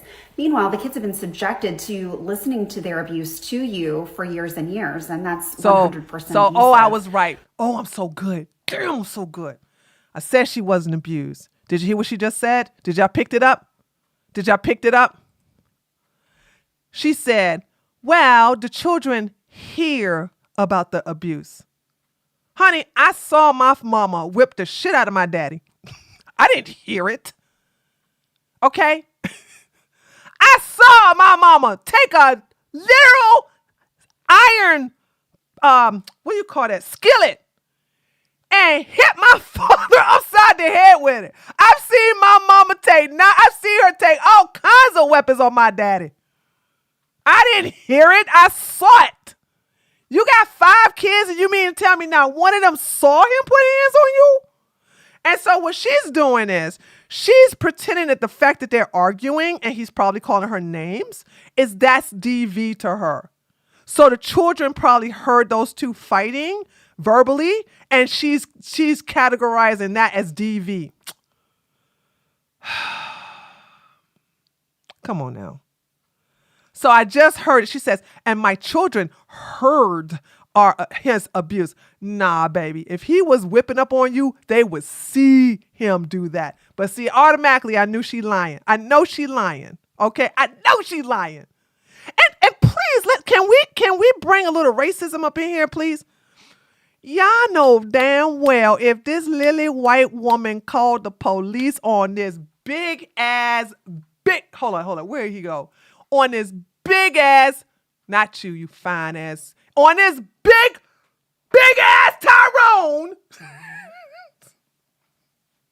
You mean to tell me he wouldn't been hemmed up? You mean to tell me that like they would not basically do him like they did angry reactions? And the behavior doesn't stop. Give me seriously. So, did you hear how angry reactions was treated when the police came to get him? Honey, let me tell you something. White men don't play about their white women, okay? So if they come to a domestic violence call and they see her and they see Tyrone, girl, it's a wrap for Tyrone. That's why I don't believe her. I don't believe her. let's please grasp how difficult and how hard it truly is to leave. And as always, I have my hair, makeup, and outfit linked in my LTK if you're shut up. Oh, Mike, I'm so sorry to hear that. Y'all give Mike some flowers. He's sharing his Becky story. Mike said, I got arrested when a white girl called for no other reason than her calling. Oh, see what I mean? But that's what you get for dealing with a Becky, Tom. Listen, because you part of our, Mike, because you part of our community, you know what I'm saying? We gonna give you a hug, but then we're gonna slap you on the butt and say that's what you get. Okay, it's all love. You still family. You still family. You still family, Mike. Okay. arrested, and no, it's not because I'm narcissistic, but it's because I have legal bills to pay. So if you want to support, please do. Okay. All right, that's enough of that. I thought this was the video where she shows that she only getting paid $200. I could have sworn. Hold on, is this it? Story time alert talks about your body, your oh, here we go. Sorry. January. Oh shoot, sorry, gotta play. Transaction details. January the 2nd, 2024. Payment. Okay. March, April. Oh, she only get paid. Hold on. What am I looking at? Oh, shoot. Hold on a second. What the hell? That was confusing.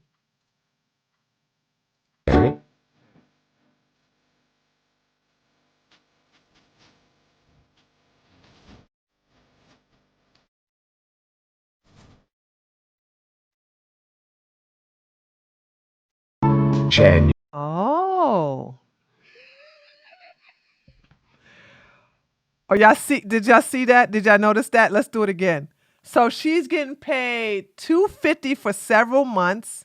1 month she gets paid $500, and then there's a $750 for 2 months combined. Okay, let's look at it again. Can I make this go slow? Hold on. Let me see if I can do how did Sean tell me how to do this? Control. Was it control?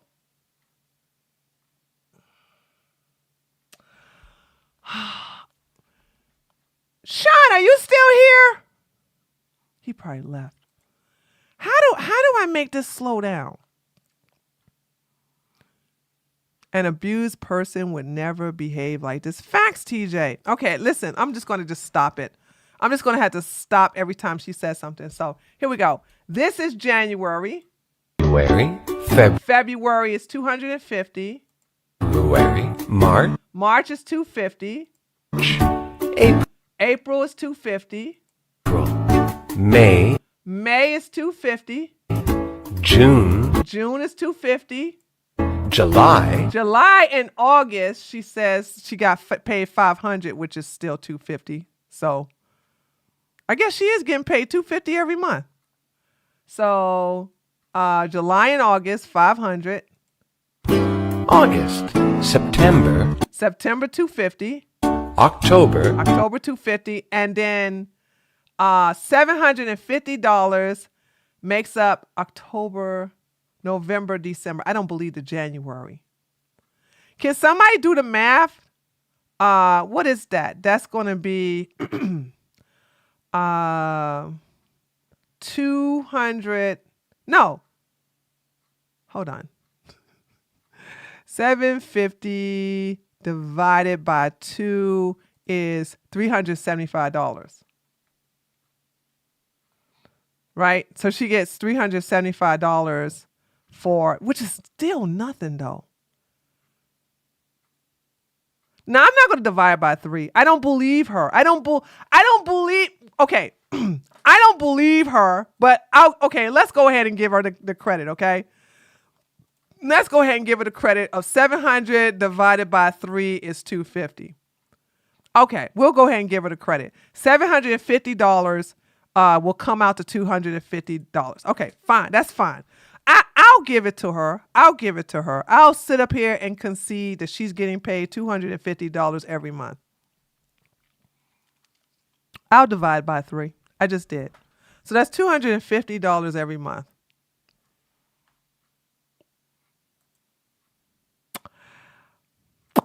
But yeah, I'm not feeling Becky. Let's do a cool down. Man, how long did I do this for? How long am I going? Man, it's all late. I'm supposed to go to the gym. Is the command control? Oh, thank you, K1. I clicked off of it now. I'll remember next time. Just remind me the next time because I wanted. He taught me how to do it. I didn't write it down, so I forgot. I guess, you know what? Come on. I guess I should write that down now, shouldn't I? Yeah. I'm not going to do it, though. Control plus, what is that? Less sign?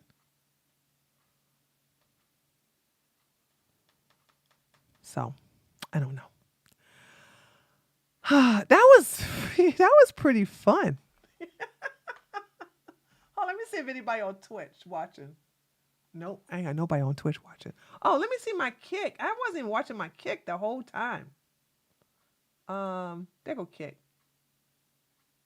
Yeah, it's 3 hours and 28 minutes. That's just ridiculous.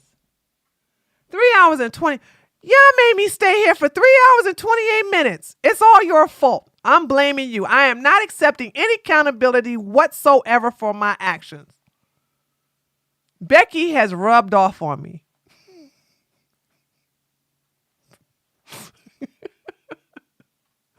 Yeah, you right. That's way too much tea. Oh, God, dude. Oh, man, I'm so glad. I'm so glad I'm not like these women, man. I'm so glad.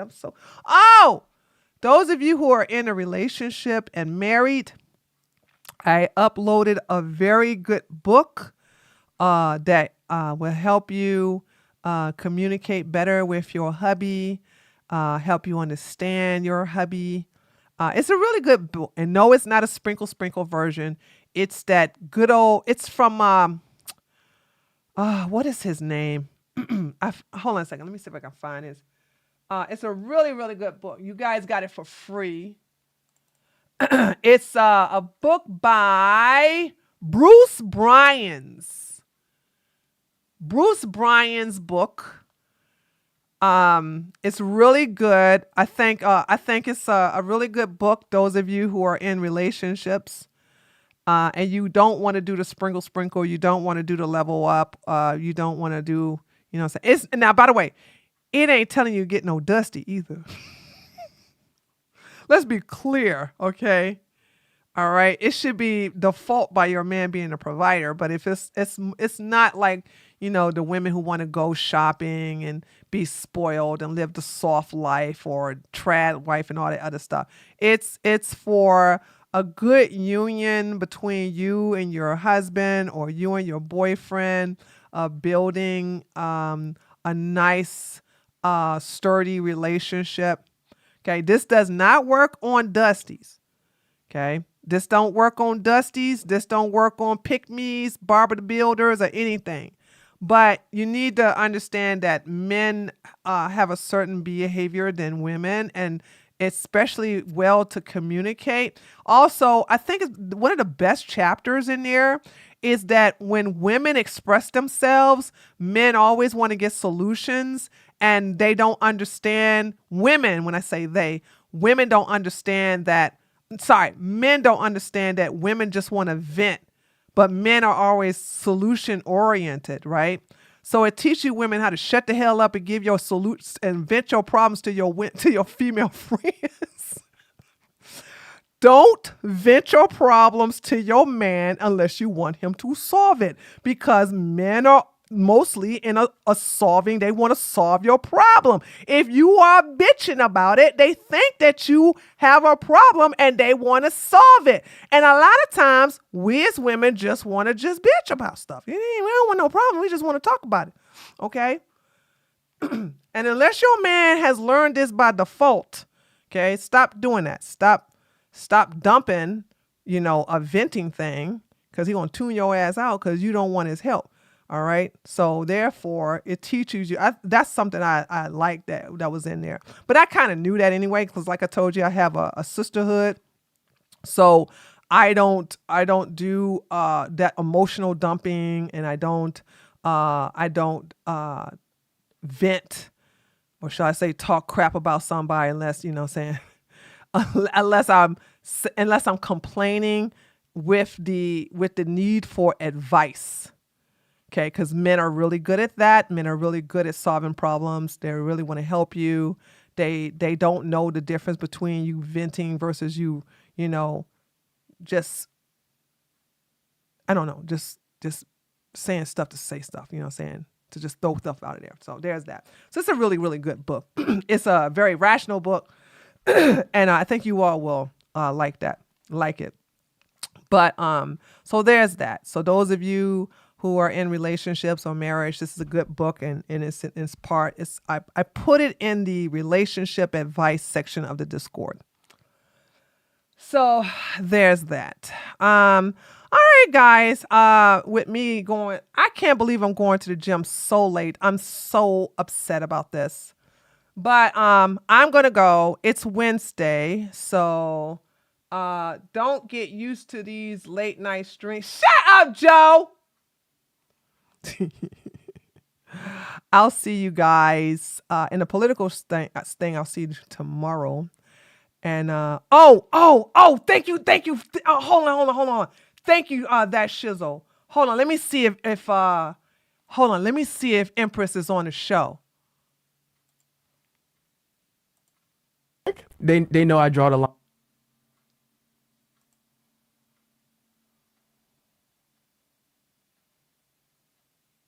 Is that her?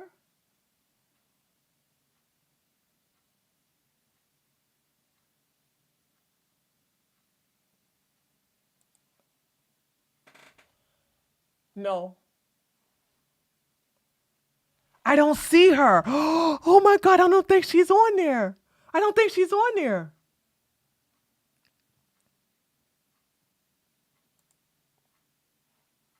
She's not on there. Woo!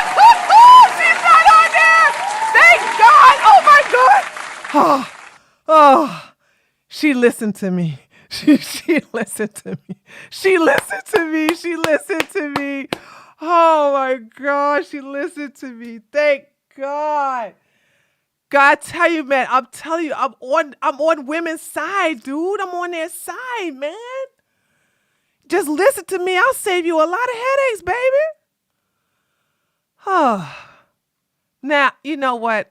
It's worth going to the gym late now. Because she did not go on the show. I'm happy. I'm happy she listened to me. I'm so happy. All right. Woo.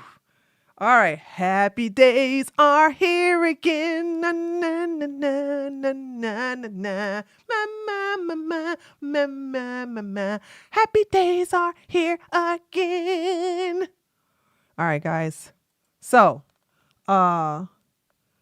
it's sad seeing black women still go on the show. But these are the bottom feeders. If I see black women who are on the show and they don't have an OnlyFans. See, here's the deal. Empress has an OnlyFans, so it's a financial interest in her. These stupid black women are just masochists. The same damn black women that come on Kevin Samuel's show. They're just masochists. And y'all need to stop feeling sorry for these dumbass women, especially the black ones, that come on these damn shows and allow themselves to be treated like crap by the little crusty one and Myron Gaines, who's a homosexual. One of the sisters try to make it seem like she's like, did you see what Myron did to that sister? Called her? I said, yeah, and she deserved it. I said, I'm not feeling sorry for these stupid ass black women who come on a daggone show where the damn guests hate you. I told you, unless you have an OnlyFans, there's no need for you to be on that show. There's no need for you to be on that show. Okay? So there's that. How is Fresh okay with Myron openly hating black people, though? Because what are you talking about, Elle? Wait a minute. You think Fresh like black women? Who cares if he's the blackest one? Do you think Fresh like black women? Come on, girl. Stop it. Get help. They both said they don't like no black women. No, he hates black women in general, not just women. He never said he don't. No. Oh, no. I can't believe you got me defending the crusty one. The crusty one never said he hates black people. That's Myron Gaines, who's a homosexual, okay? The crusty one says he don't like black women. He don't date the dark. He never said anything about black people. Myron is the one that don't like black people. Because Myron thinks he's white, even though he's black. Okay? He's not Arab. I wish black people stop saying stupid. Arab is not a race. God, I'm so glad I'm transracial rooftop Korean. Okay? He is a black Sudanese. Sudan is black is the Arabic word for black. So there's that. And then how is Fresh friends with him? What are you talking about? They both don't. Okay, girl, I can't. I'm sorry. You're going to have to do some research. I can't be explaining basic stuff to you, baby. Come on now. What you mean? How are they friends? They are business partners. Come on, girl. It's about money. It ain't got about no friendship. Girl, do your studying. I'm not going to sit here and educate you. Are y'all sitting here wondering like how Fresh... The fact that you're asking questions about Fresh is astonishing, okay? Okay? This is about money. This has nothing to do with no friendship. They are a 50-50 business partnership, child. Come on, stop. All right, guys. But anyway, I don't feel sorry for black women who don't have OF pages going on that show. If Myron cuss you out, if Myron calls you all calling the N-words, if Myron get these two girls to beat you up, do not expect me to be outraged. As a matter of fact, I won't even tweet about it. I'm not going to say nothing about it because you know what? I'm like, that's what you get. You deserve to get your butt whipped. You deserve every last one of that ass whooping, okay?